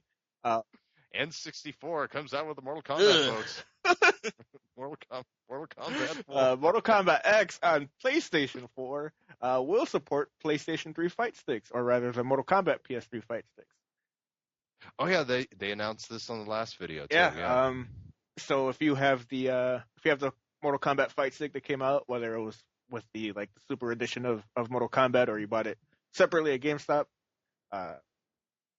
or even the Injustice Gods Among Us fight stick from 2013, you'll be able to play that. You'll be able to use that with your PS4. So that's cool. Oh, and they also introduced on that show fight modifiers. Like you can have up to 10 modifiers for a fight. Sometimes it's a missile will come flying from the sky, and they call that Sonya Blade's air support. Or some are so extreme, like Gift of the Gods, where this orb falls to the ground, and the first person to grab it can kill their opponent with one hit. Others is ice raining from the sky. Others is high gravity, no one can jump. So there's so many different variations that it makes each fight different. So yeah, it's once again it's amazing how much thought they put in this game. Yeah. Like one of these days, one of these upcoming shows, I want to do a topic of the week just discussing Mortal Kombat X, which I'm sure would thrill you, but still. As long as I don't have to talk about the story or how it's the impact of the story, that's fine. What does this mean for the rest of the series? Go to hell. Doesn't matter. Hey, I'm kind of interested in seeing this outsider's version of Liu Kang and Kung Lao. Okay. Oh man. You all know who I am, but you don't know why I'm here. They kill Raiden and spray NWO or whatever, or White Lotus or whatever. All right. Moving on. What else happened this week, speaking of game sales from 10 minutes ago, Borderlands 2 has surpassed 12 million sold, I guess, worldwide, I think. Which had me go, holy shit, then I realized that they were counting the PS3 versions too. Well, I mean, yeah, did you think that Yeah, I thought for a second... You thought it was the Handsome Collection? All of it is the Handsome. In 3 days, that surpassed $12 million. Or 12 million Fuck you, GTA. No, yeah, the game on PC, Xbox 360, and PS3, I guess, has surpassed the 12 million mark, and I would assume that's worldwide. Randy Pitchford said this, and that's the Gearbox CEO. I guess he spoke to Major Nelson over on his podcast, and he said that he doesn't have the exact numbers, but he definitely knows that it's over $12 million. Damn, it's a lot. That is a lot, man. Jesus. I knew Borderlands was popular, but holy cow. So, yeah. I mean, that's a very good video game. Indeed. And chances are I could see, like, because I assume a lot of people are like me, where they skipped the last one just because, they didn't want to turn on their PS3 again. So I think they're going to sell really good. And I hate to say this, Joe, but Pitchford has also been quoted saying that if the Handsome Collection sells well, expect the first one to be remastered. Well, I mean, that's okay because I mean, it never made sense that it wasn't included in this collection anyway. So it's like, yeah, that you should probably fill that gap. Imagine if the whole first game is like $9.99 DLC for this game. Man. I mean, I think the reasoning that they gave for that is because it was. I think they said that the first game is built on a different engine than the other games. Which, I mean, I'm not going to pretend to know anything about game development. It just feels weird that, like, do all 3 games need to run on the same engine for the remaster to work? But I guess it's just easier. You couldn't just. I don't know. Whatever. Yeah, this it's the same argument when I say why can't they just remaster Final Fantasy VII? I mean, come on. All right. Well, congratulations to Gearbox. Borderlands is a hit. So, yeah. All right. So, what else happened this week, buddy? Let's see. It's also worth noting, I guess, that Borderlands: The Handsome Collection has a huge day one patch. On PS3, or rather on PS4 or on Xbox One. If you're on PS4, you can expect an 8.3 gigabyte patch when you pop the game in. 16 gigs if you're on Xbox One. According to IGN, the large patch sizes are mainly down to the pre-sequel's Claptastic Voyage DLC, which was only just completed and therefore couldn't be included on the disc. Okay. Let's see. As you'd expect, there's also a host of bug fixes for both versions as well. Here's a quote from Gearbox. For the Handsome Collection, a large day one update will be available, giving access to Claptastic Voyage and Ultimate Vault Hunter Upgrade Pack 2. This update will also address various bugs. Although the update is large, as it's adding an entire and brand new add-on campaign, we strongly recommend that all players download it before playing the Handsome Collection. Feels like that should have been on the game, the disc anyway. I mean, just delayed a little bit. Yeah. Well, I mean, it's not like we're talking about Borderlands 3 here that we're delaying. It's like just delay the dumb collection by a month to get. I mean, if they just got it done on release date, that's different from when the game got gold. That's what I mean, though. It's like if they know that it wasn't going to be ready in time for the game being gold, it's like just push it back a month. It's not Borderlands 3. It's the remastered collection. No, but that's true. It doesn't matter if it's late by a couple of weeks so that people don't have to download an 8 gig goddamn patch. Well, maybe there wasn't enough room on the Blu-ray. I don't know. Highly doubt that. All right. Well, when you bring that up, that's weird, but I suppose it's no weirder than why are they starting God of War on the last episode? That's going to be so weird for people who are just picking up this game for the first time. It's literally, you're starting at the end, so it's like, oh, I killed Zeus, and they're like, hey, do you want to know how we got there? Well, no, I finished the story. And you told me how it ends. It ends depressingly. I don't want to live that. Man. All right. What else do you have anything else to say on this? No, I just think it's annoying that you have to download a big giant patch for a remastered game. That being said, it's on my wish list, folks. Go look that up on Amazon. All right. What else? Let's see. IGN says that Starbreeze has confirmed that it is extending its Payday 2 collaboration with 505 Games parent company Digital Bros for an additional 24-month period, starting on April 1st, 2015. Digital Bros will acquire 2.67% of Starbreeze's stock, which will fund another 2 years of further development for Payday 2 and its expansion on PC and next-gen consoles.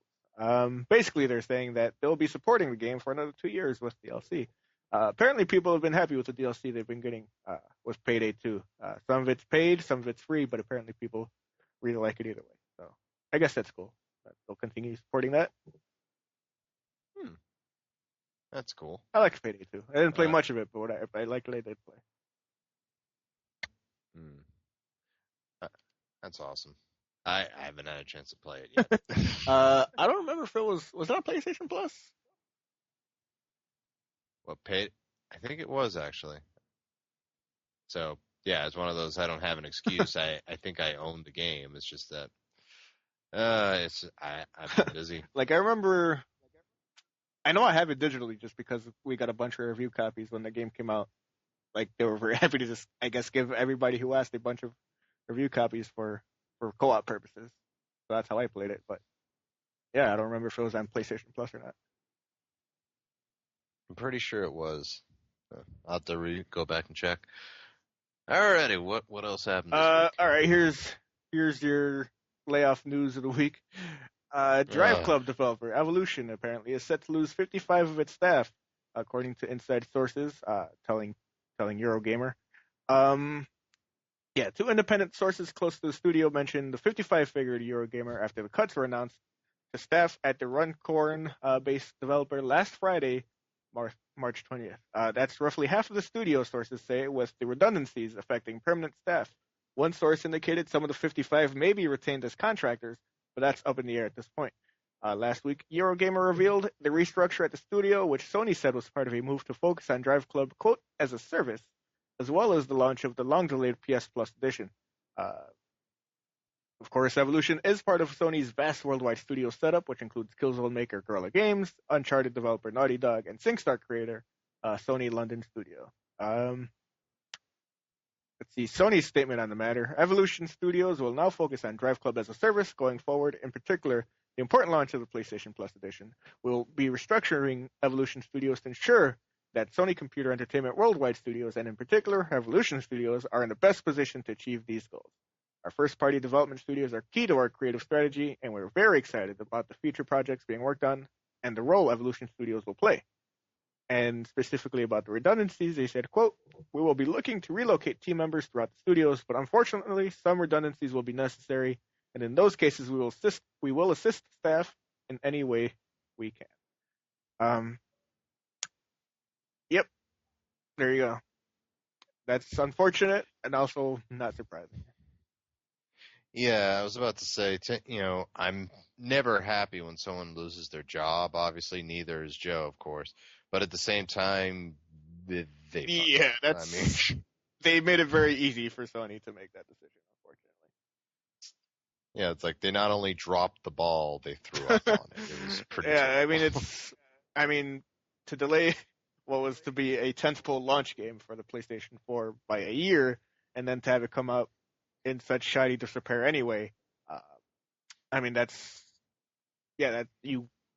In no other instance would you do such a bad job at something and expect to not have some sort of repercussion for it. I mean, I don't think 55 people deserve to lose their job, maybe, but I mean, I don't know. I mean, depending on what kind of development you did post-launch on that game, I don't know. Maybe it costs. I mean, I don't know. I'm not a business guy.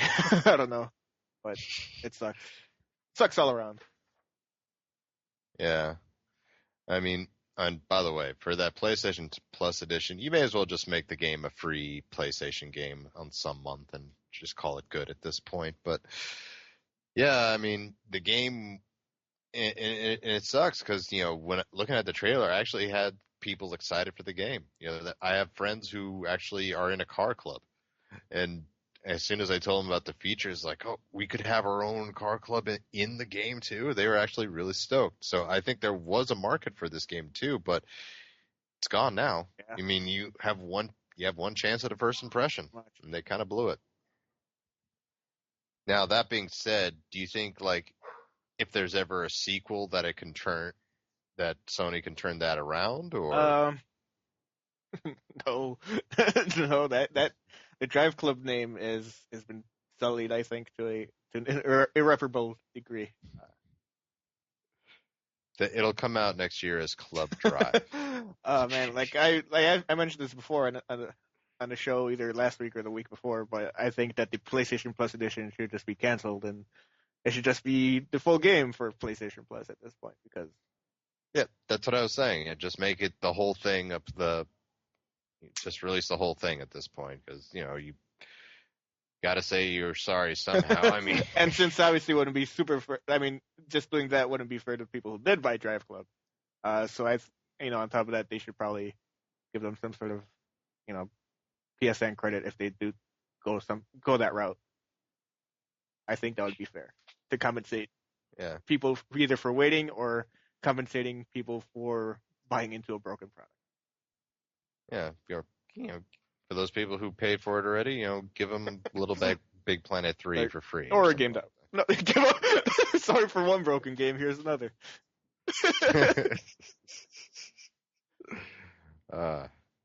All right. So enough of the Driveclub bashing. What else happened this week? Let's see here. Here's some weird news I thought. Sony is taking MLB 14, the show, offline in June. Just a little bit over a year after its launch. Specifically. Is this just to get people to buy the new game? I guess, because I doubt people stopped playing the game.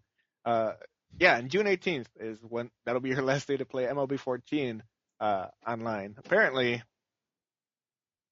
I mean, I don't know. That's weird. I don't understand because I mean, at least EA Sports is a little bit better about keeping their stuff online. I think, everything according to this report on Polygon, everything EA Sports from pretty much the 12 year and up, Madden 12, NHL 12, FIFA, and NBA Live 13 going forward is still online. So it's weird. It's only a year after. That kind of sucks.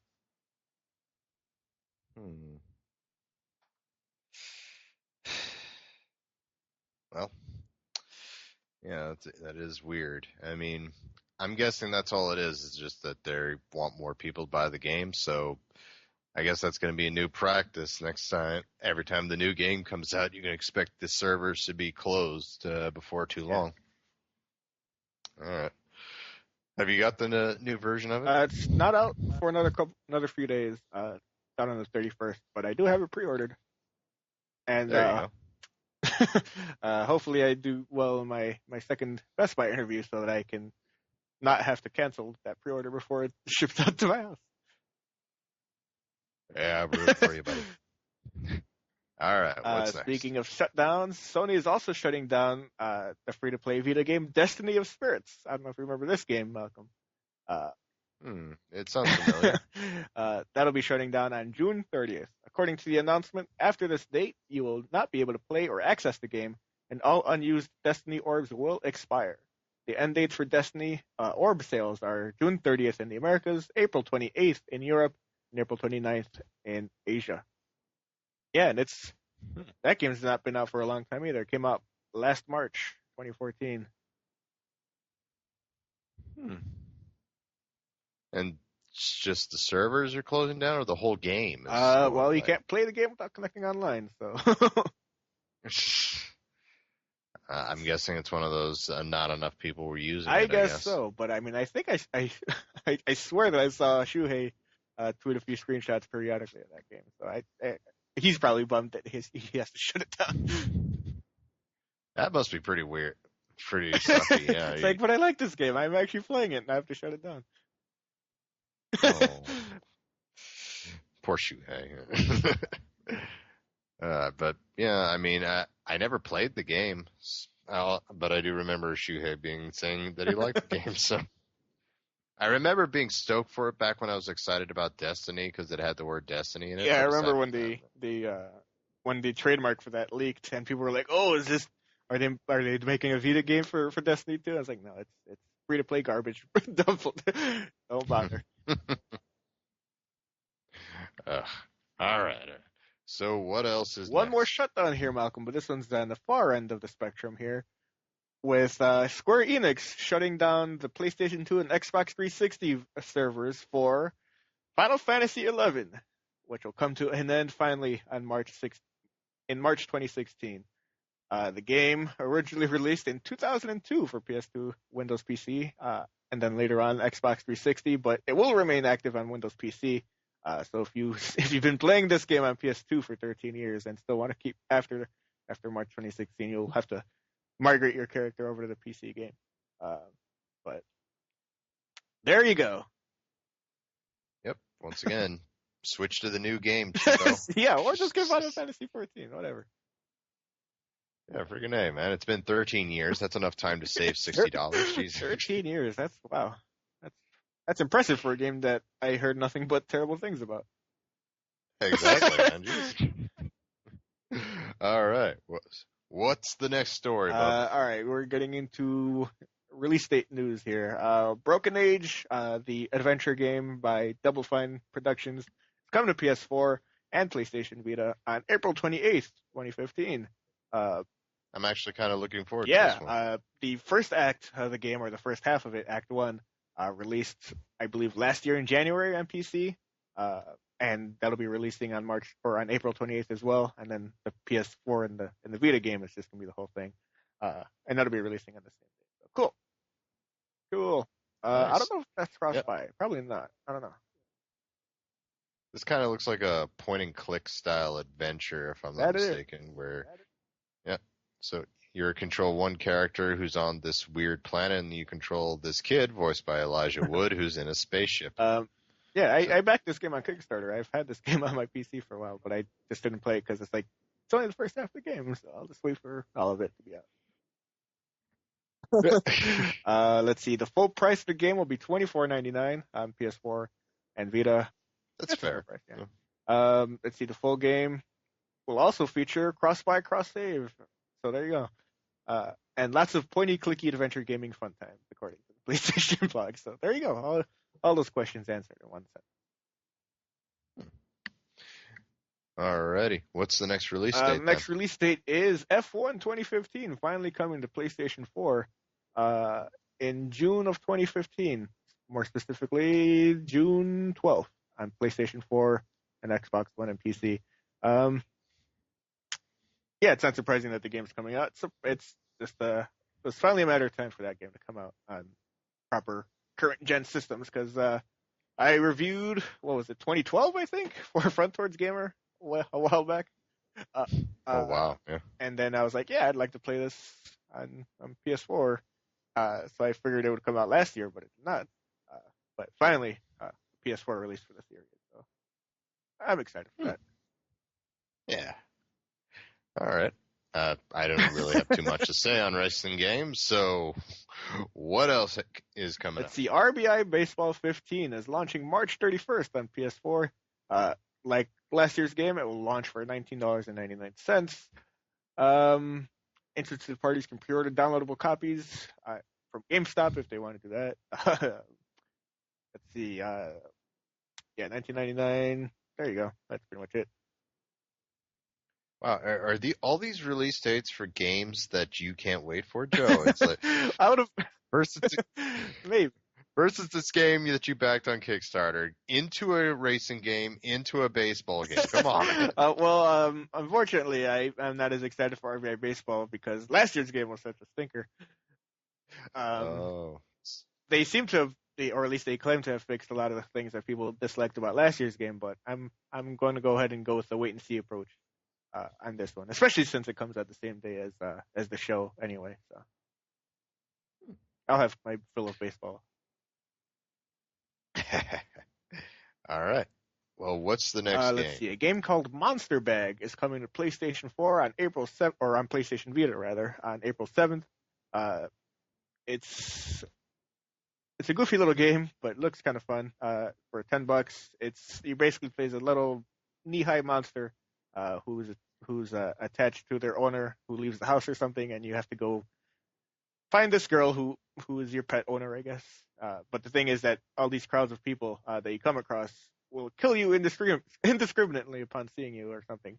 So you have to kind of time your movements so that you're not caught as you travel to reunite yourself with your owner. So it's it's cute. It's a cute concept. Nice little art style. $10. You can't go wrong with that. Yeah, it's pretty cheap. Let's see. Project Root is a game coming out to PlayStation 4 and Vita on what are they here? I think it just says 25th. Oh, April 28th on PS4 and Vita. Cross-buy support, so there's no price on it, but it seems to be a shoot 'em up, a shmup, if you will. I don't know if you've played shmups before, Malcolm. Game A shim up? shoot 'em ups. You know, Shoot 'em up. So shmups. yeah, like Yeah, Contra. well, more like 1942. I don't know if you remember 1942. Oh yeah, the airplane game. Only here they're spaceships, so that's Okay, that sounds like fun. no price on that. I haven't seen one of those in forever. All right, well, what's next? A game called Ironcast is coming to PS4 sometime in 2015. I don't think there's a release date on this one. The story of Cowboy Bob Orton. I don't understand. Ace, he had the cast. Okay. You said Iron Cast. Yeah. Anyway, this is coming from developer Driveclub. Apparently, the guy who posted this on the blog used to work at Media Molecule for things like Little Big Planet 2, and Tearaway. And this seems to be, I don't know if you played, what was it called? Puzzle Quest, Malcolm. Sounds familiar. Yeah, Puzzle Quest. Yeah, the match 3 puzzle game. RPG elements. Yeah. I don't think there are RPG elements here necessarily, but the gameplay, where in Puzzle Quest, if you match certain colors, they refilled certain bars of stuff or whatever. This kind of works the same way. You control a mech, and the colors that you match replenish different things. Like if you match 3 purples, that gives you more ammo. If you match 3 greens, that repairs your damage. Things like that. So, interesting twist on that. Interesting. Okay. Let's see what else here. And I guess that's it for release stuff. Does that mean it's time for the drop? Let's see. Oh. Here's an article where NIS, Nippon Ichi Software, as they're known, NIS. Nippon Ichi. NIS, as they're colloquially known, has confirmed that their new titles will solely be for PS4 and PS Vita, basically planting themselves directly in the new game camp, basically saying that they're not going to be making any more PS3 games. Yeah, that's cool. I mean, this is going to happen as more and more studios are going to jump off the PS3 bandwagon. At least someone wants to make new games for these new systems. Yeah. It's going to happen, I think, a lot quicker for the PS3 than it did for the PS2, just because, PS3 didn't hit as many people as the PS2 did. Top of the PS4 just selling outrageously out of the gate as well. Which Lord, the PS3 also did not do. Mm-hmm. Alrighty, what else is here's next? The last story. Is Dam Buster, or more specifically, Deep Silver Dam Buster, one of Deep Silver's studios. They're the ones working on Homefront: The Revolution, which last time we talked about it was late into 2016. But apparently, the studio is looking for head models of the game. Where if you're willing to travel to their studio, or you have to apply for it, but if you're accepted, you'll be able to go to their studio over in where's their studio exactly? Nottingham over in England somewhere. And for £50, they will put your face into the game. Oh wow! So they'll pay you basically $100 if you're accepted and put your head into the game. If you want to go check that out, just go onto their website and do all that if you want. I don't know. Interesting. Nice. Okay. All right. I love that games are starting to do that more, where you can be a part of it and what have you. So yeah, I like it. All right, what's next? That's all I got. All right. Time for the drop, Joe. What dropped this week? All right, this week, Malcolm, we have well, shit, I did not get the new drop. All right, I'll just have to use the others. All right, here we go. The absolute biggest release of the week, of course, belongs to Arcade Archive's Map Mania Exciting Hour for $7.99 on PlayStation 4. The most exciting PlayStation 4 release of the week by far for just $7.99.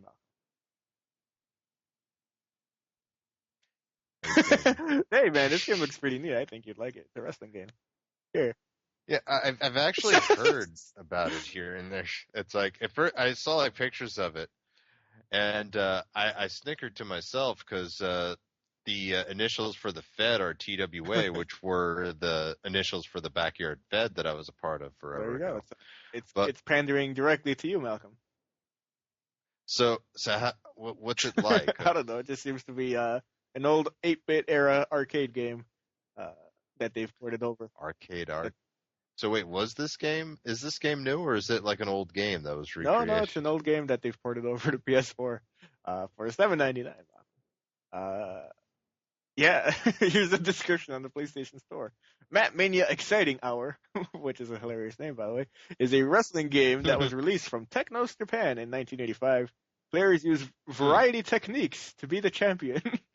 Enjoy the challenge of facing 5 strong wrestlers. All right, so $7.99, sure, and it's already got a 5-star rating from 25 There you people. go. So. That's all, there you go. The best game of the week. All right, 10 out of 10. All right, sure. I guess Bloodborne's out too for $59.99. Bloodborne, the greatest game ever. Yes, it's on. Small spoiler for my review, but yes. Just for anyone who's on the fence, curious about this game, and worried that it's another miss from PlayStation. No, this is it. I'm shocked to say that it is the first home run and for the Sony exclusives, but yeah, go get it, folks. You won't be surprised. That's $59.99, of course. Whether it's digital or retail. I guess if you want to pick it up at retail, I would just go to Target so you can get that $20 gift card or $20 PSN card like I got. You can also get the game's soundtrack on PSN for $12, which is neat. I like soundtrack. As I mentioned before, Borderlands, the Handsome Collection is out for $60 on PS4. This week's Spring Fever release is Metal Slug 3 for $14.99, and that's a 3-way cross-buy, so you can get that on PS3 and Vita as well. I like Metal Slug a lot, but I feel like that's the 8th time that they've put that game on sale, or the 8th way to buy that game on a PlayStation.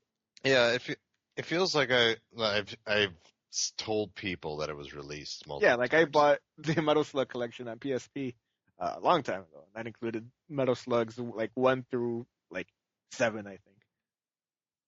Oh, So I played Metal Slug 3 on a number of PlayStation platforms. Yeah, so. Well, if you're if you feel like buying it that much, well Here's then another one. Congratulations. Have the whole set.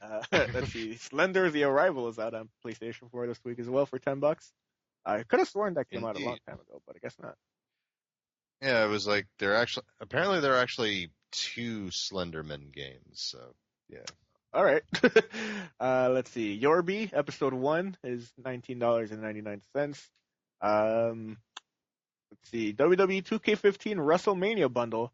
That includes all of the game's DLC, the season pass, as well as all the downloadable characters that are sold separate from the season pass, for $59.99. That's a pretty good deal, I guess, financially. The game's not that great, but I mean, but I guess the dollar value is fine.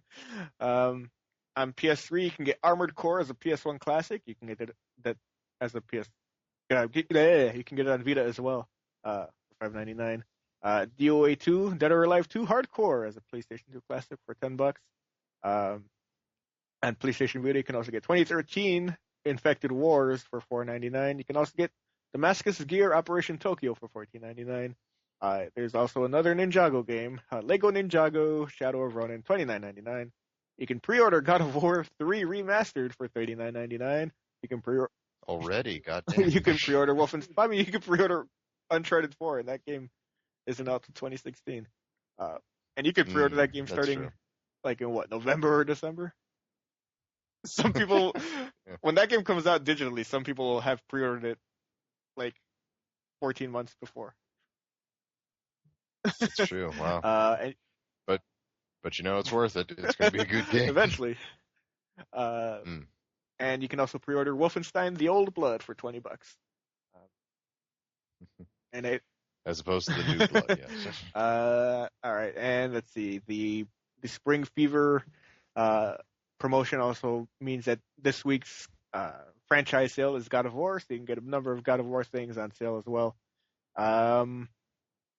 You can also get WWE 2K15 at discount prices as well if you don't want the full bundle. If you've already got the game, you want to get DLC for cheap. They've got a WrestleMania sale going on this week. So if you want to do that, do that. That's pretty much it, I think. Oh wait, no. Let's see. This week, I think our Game of Thrones episode 3 is out. Yep, that's you right. got the season pass for that. You can download that now. And now that's it. Yeah. Yep. There you go. Oh, and also Sony just announced, like on their Twitter, that I guess for the weekend there's like a 10% off sale going on. Oh, yeah, that's right.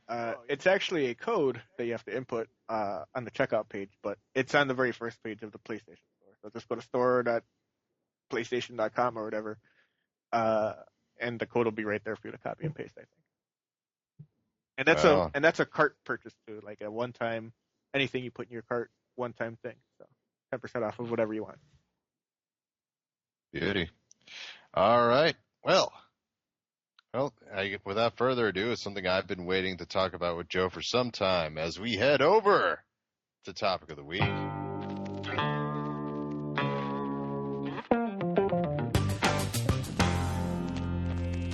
All right. So, last week, Type 0 came out, and with Type 0, we got a demo, Joe. A demo for a game which, for a while, was vaporware. And we argued for a while that, in a technical sense, it still is, but I digress. In a technical sense, I was right. Final Fantasy Versus 13 will never see the light of day. Hey, now, Joe, before we get right into it, just a few quick questions. Would you say you're a Final Fantasy fan? I am a Final Fantasy appreciator. I can appreciate the impact that the series has, and I love various things about it, but I've completed I don't think I've actually ever finished a Final Fantasy game. Woo-hoo. Okay, so you don't outright hate it. I don't hate it. I just all right. Like I like Final Fantasy 7. I've played Final Fantasy 7, had a lot of fun with that. I played Crisis Core, loved the hell out of that game. Okay. So I mean, I love all the music, I love all the character design. Wait, you finished Crisis Core, didn't you? I played 99% of Crisis Core, but I got stuck in some part. I forget what happened where I got stuck, and I was like, I'm not gonna restart this. So that was the end of that journey. Well, okay. Here's the question. This will prove if you're a fan or not. Okay. Okay. Were you excited for E3? What do you mean? I was excited for E3 the event as a whole. Okay. So you're not a fan. All right. All right. Now, what were your expectations going into this? Like, for me, I had really high expectations. I've been waiting on this game forever. Well, what about you? Well, I mean, knowing that it was originally part of that Final Fantasy 13 saga, whatever the whole thing was called, Fabulous Nova or whatever it is. Fabulous Nova or something. Whatever. I actually enjoyed those Final Fantasy 13 games, or rather just the one game that I played out of that. It's hot garbage. Perfectly fine game. Yeah, I agree with you. It's a perfectly fine game that should not have been called Final Fantasy. There. Now you're just being immature.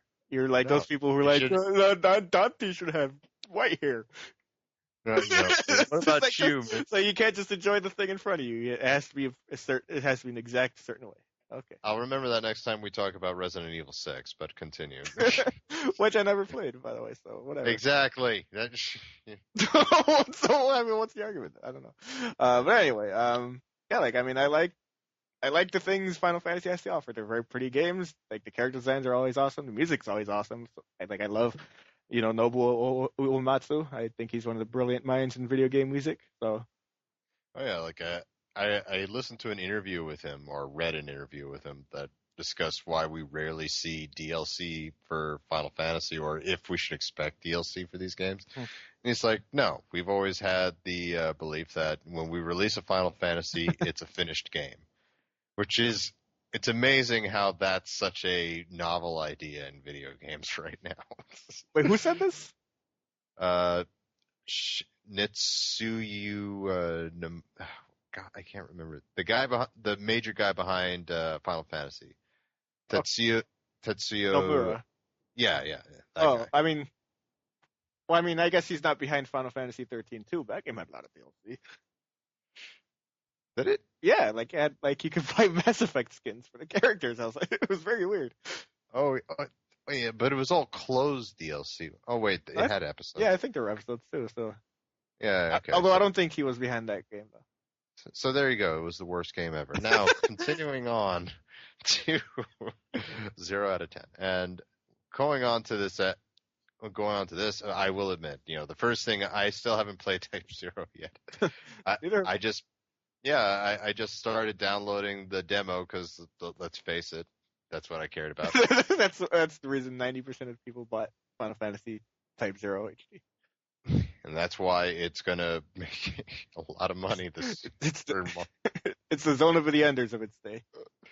See, that's why you have to spend like $100 to buy this demo on eBay right now. But anyway, the game opens up. First thing I want to discuss, a subject of some fire from people, is the voice actors. How do you feel? So let's discuss the characters a little bit. How do you feel about them? I think start. Okay. Yeah, I don't think there's anything especially unique about any of them, but they're fine. Yeah, to me, I enjoy them quite well. Like Noctis, I think is really cool. Like the only thing I can nitpick about Noctis and the huge one Gladio, I can't tell them apart. They both have like one of them sounds like Michael Keaton Batman, and the other one sounds like Christian Bale Batman. It's kind of hard to, and I mix them up. And another one still has a British accent. Yes, it's like what? It's Ignis, or I forget how to pronounce it, but it's Ignis. One of them is a British accent. You can tell he's the brains of the group. He's the one that tells you about the enemies as you come across them. He lays out the plans, which are good plans, even though the one with Behemoth doesn't work. And then you have Gladio, who is, I'm guessing, going to be the prince's bodyguard, because you play a prince of a kingdom that was overthrown, apparently. And I'm guessing these guys I'm guessing Ignis was your advisor. Gladio is probably either captain of the guard or your bodyguard. And then you have the last one, Promptu, who is either just your best friend or, probably a soldier in the army. But they're like your best friends, and they fled the country with you as you're trying to save your own country. So, and how do you feel? I feel about the main selling point of the game. That's the relationship between these four characters, or at least what you saw in this demo. Well, I haven't played the whole demo yet, but what? I mean, I've had things to do, Malcolm. Okay, I know you like to keep this whole I've never completed a Final Fantasy game thing going, but it's a goddamn demo. How do you not finish it? We could have done this last week. I would have. Remember when I said, "Hey, let's talk about it last week," and you're like, "No, I would have saved it." I was like, "Okay." So I put it aside, and then other things came up. So this is your fault. It's not my fault. Purely your fault. You have responsibilities for the show, Joe. But I enjoyed what I played. Okay. I enjoyed I enjoyed the characters' interactions here. I definitely got a sense of camaraderie, and a lot of it is a lot of the little things. Like after a battle, several characters started fist bumping right in front of me, which I thought was a nice touch. And like just the way they talk to each other, like Gladio, who's apparently your teacher, like you can train against him, which I thought sort of builds the whole teacher-student mentality. And the way he talks to you is like, "Hey, Noctis, less bitching, more killing." And I thought, oh, that's badass. I love that. I liked that when you make camp, one of the dudes cooks for the entire group. I thought that was a fun touch. Yeah. And it gives you a boost based on what he cooks. That I love that. For like the entire day, you get a boost, and we'll discuss more on that in a second. I also a lot of people hate Promptu, the one with the cloud hair. I like him fine. He's a nice balance to the group. You can't have all of them be Bruce Wayne, for Christ's sakes, or Batman. And like he's the whiny one. He's like the the comic relief of the group, which you kind of need. It can't be like freaking 1980s Ninja Turtles style or whatever. For Christ's sakes. But I enjoyed the characters just fine, and opens up. You get this fun little cinema scene between all of them, where apparently the main character is the laziest Final Fantasy character ever, as he does not want to get up. Oh, cell phones confirmed. There are cell phones in this game. They wake up and you got this and you look out and you see this huge, lush world. Like, this is a pretty sizable demo that you can like walk around and do stuff in. And yeah, man. And how did you? Which brings me to the next point. What did you think about the graphics? That's a pretty ass video game that they're making over there. That's cool. Yeah. I mean, once again, or 1886 is pretty much the new standard, but damn, it's beautiful, man. You see the brontosauruses eating in there, which my wife wanted to fight and kill in the worst way, but they're like in the middle of the lake and you can't get to them. And yeah, the place looks lush at night, and just like they showed in the demos, it goes from daylight to night, and it gets scary at night. It looks like legit night at night.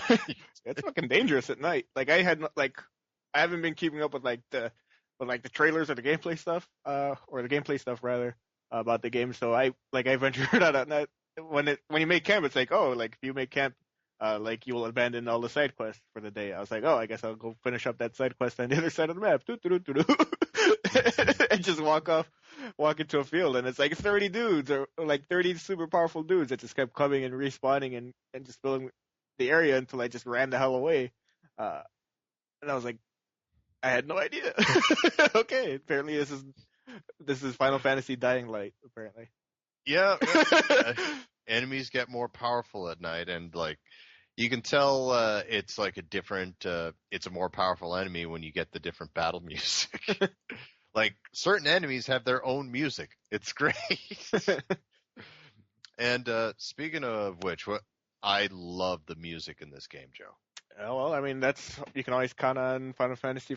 Like, you can think whatever you want about the gameplay in any given Final Fantasy game, but you can always count on it to look very pretty and to have awesome music.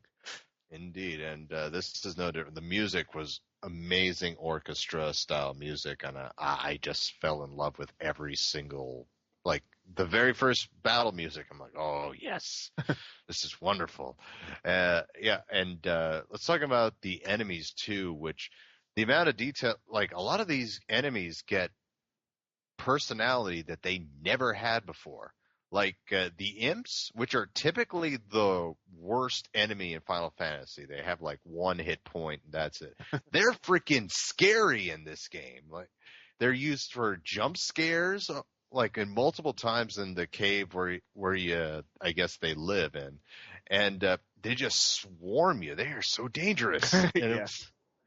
And the scene with the behemoth, I've never seen the behemoth look so majestic my entire life. Like when it came time to fight this thing, it was like, Jesus Christ, it's a behemoth, man. How am I going to take down a behemoth?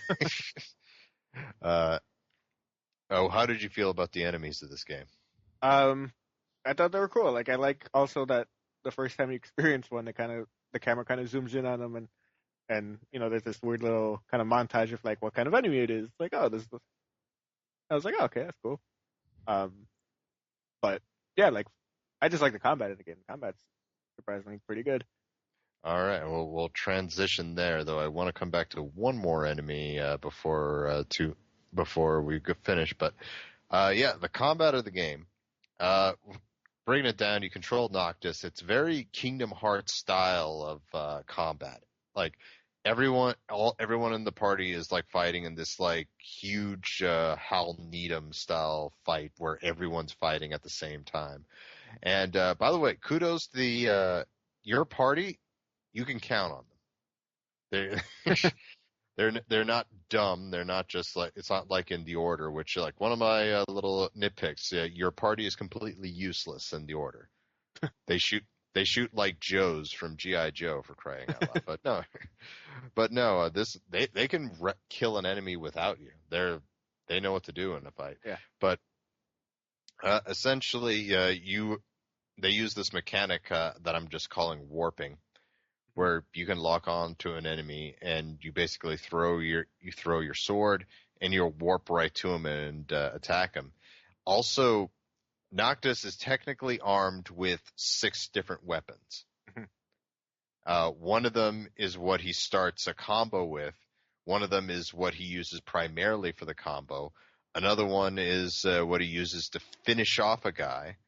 And one is for jumping attacks, and I can't recall what the last 2 are for, but each one of them has a purpose, and you can move them around, and your combos could be different, your finishers will be different, and just the way you attack is different each and every single time. Did you have any fun playing? Did you play around with this at all, Joe? Or Yeah, the warp stuff is super cool that you can just kind of use it to warp either to enemies that are far away, or you can use it to warp out of a battle to like regain your mana and health a little bit, because you regain health a little faster if you're behind cover.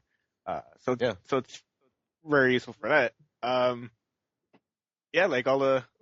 It's very smartly done. All the different like the special attacks that you can do. Just being able to thumb through them very quickly on the D-pad and then execute them very quickly. With the press of a button. I thought it was very smart. Very smart. Yeah, it's like you were saying, like you can like heal in real time. Like if you're getting abused, chuck your sword at a tower and you're like hiding, or you can hide it behind a rock while everyone is fighting the enemies and what have you. Yeah.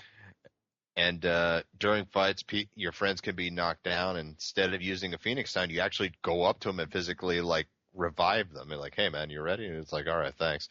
And he gets back to fighting. I mean, and I love how it's handled. And the only thing I guess I could nitpick, it can be hard to track some enemies, especially like I forget what they're called, Jagger mouths or whatever, but the ones that are like wolves, like they're darting around all over the place. It can be hard to lock in on them. But if you can use the warping cursor, if you like hold down R1, I believe it is, and you can like hone in on one, chuck your sword, stun him, and then go into a combo. So I think it's sort of like, remember when starting out 13, that at first the battle system seemed like it was no problem, but then you made it to that first boss and you realized you had to use the paradigm shifts or you were going to die. Yeah. So I still think there's a lot more stuff we haven't seen from this battle system that's going to show us, okay, there's a whole lot more strategy to this. Yeah. I just like the idea of this JRPG, basically just kind of moving away from making the combat menu based, just being able to fight much more naturally the way we've come to expect after playing, years of regular action games. So to be able to still, put in familiar RPG things like, the special attacks with a real-time menu basically on the D-pad. Very smart. I like it. Yeah, and you also get skills that you can use in the game. It's like the dragoon jumping in there, I thought was a nice touch by Square. Like I enjoyed using that. Drain sword skill, for the first time I can recall it being really useful. You stab a guy and you get 300 health back. Boom. And lots of crowd attacking moves and what have you that I enjoyed, especially in the cave with Ruma's cave. Speaking of Ruma, that summon, my God. Did you actually get to a part where you got Ruma? Unfortunately, no. Oh, like the first time I saw him, it shocked me. Like, in order to use the summons in this game, you can only do it when you're about to die. Like when you're in the red and you're flashing, it gives you the option to hold down X and you can summon somebody. Now, the drawback when you summon is you get no XP for the fight, which was the case when I was fighting the behemoth. So imagine completing a boss battle but getting no XP. You could wind up in trouble in future battles. But the animation was just gorgeous, and it was kind of a jump scare in and of itself because I'm holding down X, and as you're holding down X, all of a sudden all these sparks start flying in the air and they start filling up the combat zone. And then before too long, this music starts, and all of a sudden this hand comes out from where I'm facing from the screen and grabs Noctis and then hoists him in the air. And you can actually see it. You can see yourself going higher and higher, and your friends are still fighting the enemies as Noctis looks up and sees this giant old man, and he holds up his staff and he sends all this thunder down on the enemies, and it absolutely ruins their day. And you get back on the ground afterwards, and you're in this area with nothing but scorched earth. It's incredible. Unfortunately, it goes away in a few seconds, kind of ruining the effect instead of just staying there. At least stay there until I leave the area. Come on, man. But, oh yeah, it was quite possibly the most astounding summoning screen I've ever seen in my life. It was great. Yeah. And let's see, what other notes I have here. What did you think of the new leveling system? Because when you kill enemies there, first of all, you actually get graded. If you're able to wrap it up quick and you're able to parry a lot. Oh, parries. That's something to discuss too, is when enemies are charging at you, if you dodge it in just the right way, you do massive damage, and it can help you get an increased rating, which will actually give you a percentage increase on the amount of XP you get. But XP does not get applied until you rest at a tent, or a campsite, I should say. Yeah, isn't that what Dark Souls does, basically? You have to go see a certain person to level up. Oh, yeah, except, if you die, you're not going to lose all your XP. Yeah, you do get to keep your XP, and just, yeah. So it's not as punishing, but yeah, I don't know what I thought about that, because sometimes it feels like, boy, I really wish if I could just level up, this quest could be a lot easier, but it's like, oh, I gotta wait till the end of the day to camp or whatever.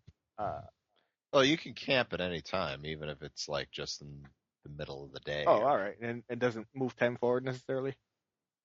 Yeah, I mean, well, it does. It's not going to be exactly you'll wake up the morning the next day, I guess. Oh, okay. I mean, I don't know. It just feels weird that, I don't know. I'm not necessarily a fan of that kind of leveling. Oh, yeah. I was fine with it. I thought it was a nice touch and gave meaning to going camping, because, otherwise, the only reason you'd have to do it are stats, and you can live with or without that. And let's see here. Your pairing systems. By the way, parrying is the only way you're going to beat Gladio on one of those sparring sessions, as he's damn near invincible when you fight him. But anyway, let's see. Music is great. Enemies personality. I love the open world. FU Final Fantasy 13. That's how you do it. You have this huge open map, and I can just explore. Yeah, the forests. The forests were fantastic. Finding the little locales, one of the rest stops is a legit, it's like a Cumberland Farms, essentially. Or a Sheets, or a Mobile, or whatever. It's there's jerky being sold, for Christ's sakes, at the register. You do get to see chocobos. Yeah. Yeah, I mean, you don't get to ride them, but you can see black chocobos. You see yellow chocobos on a chocobo farm. But, it's as I tell you, yeah, you can't ride them just yet. As in, don't worry, you're gonna. By the way, so going back to the combat, I think I understand why everyone is in such dark colors. The whole game is so colorful that, and so fast paced with the combat that it could be easy to lose your characters, and the black just helps them stick out. Okay. At least that's just me. Oh, and going back to the enemies, the Magicus troopers, or whatever they're called, those fucking guys, man. The first time I saw him, it was pitch black night. And the drop ship comes down, drops them off, and you see like these red eyes just marching towards you, and like, oh, and they could be complete assholes. Like I was fighting a woolly mammoth, or my wife was fighting a woolly mammoth type enemy, and all of a sudden this drop shit appears, and she's like, "What the fuck is that?" Those are magical shoulders, and she's like. And she tried to, I'll just ignore him then, and then one of them comes up and does that taser stab in her shoulder. Yeah, those guys are annoying. Oh, God. I feel bad for that one robot that has to carry the flag. Like, it's literally just standing there. It doesn't get a weapon. It's just standing there with a flag. Oh, man. But those guys were cool. I especially love the detail in just those characters alone. Like, you slash once and you're denting. Armor, bits of them go flying. You can even cut off their arm. And their helmet comes off. And you can see, like, their metal face. It's, oh, God. You get... This demo, I should say, really made me sit back and say, okay, I understand why this has taken so long. You know? Let's see. Do you have much else to add on this demo? Unfortunately, no. All right, but yeah, it's a very, very fun demo. Like I could go back to it and play it some more. Like I was sold on the game to begin with, but this really sold me on it. I feel bad that I haven't played Type 0 yet, and Bloodborne being here isn't really helping that scenario. But I'll make it a point to play it at some point, as we need to review that game too. So. Right. Yeah. Unfortunately, I've got a lot on my plate. With Axiom Verge, and then I guess I don't know if I'll play Bloodborne or Final Fantasy first. Well, let me know which one you do first, and that'll be the next review. And we'll make that. Actually, no, wait. We can make that the community question. Which one, folks, are you more interested in hearing a review first? Do you want us to review Type 0, or would you like us to review Bloodborne first? So, just write in or leave a comment below in the video, or, email us at FirmwareUpdatePodcast@gmail.com. That's FirmwareUpdatePodcast@gmail.com. Heck, if you go over to our WordPress site, you can also check us out there and leave a comment below. We got comments in that section, right, Joe? Yeah. Hello? Very good. Go check us out. What's that? We don't, or we do? I think Skype's having a brain fart, but yes, we do. Okay. All right. So you can leave us something there and let us know what you think. As I'm currently checking, and sadly we don't have any replies this week, so that means we don't have a mailbag, unfortunately. Well, folks, once again, just use any of those, and you can write into the show. Let us know what you think. And with that, folks, that ends this week's Firmware Update, episode 139. Thank you so much for listening to us this week.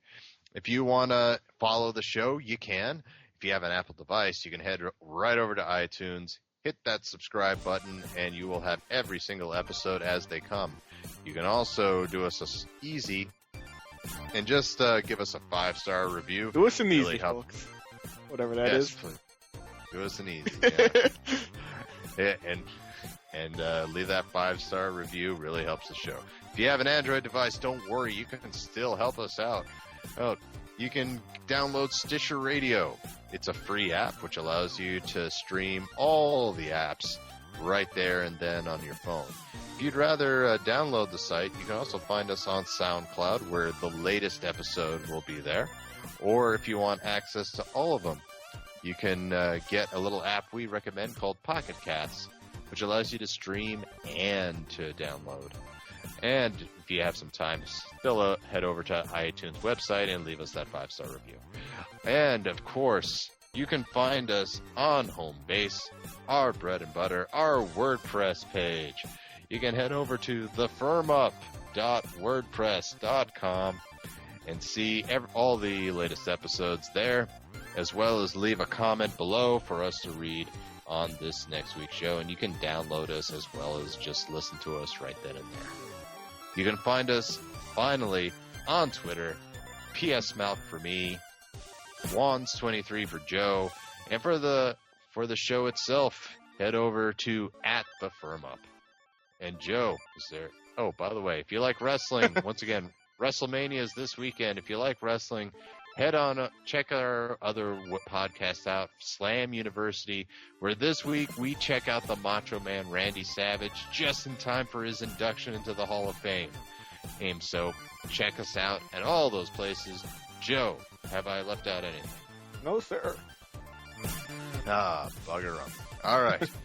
For my jobless friend Joe, I'm Malcolm Spinetti, and we will see you next week.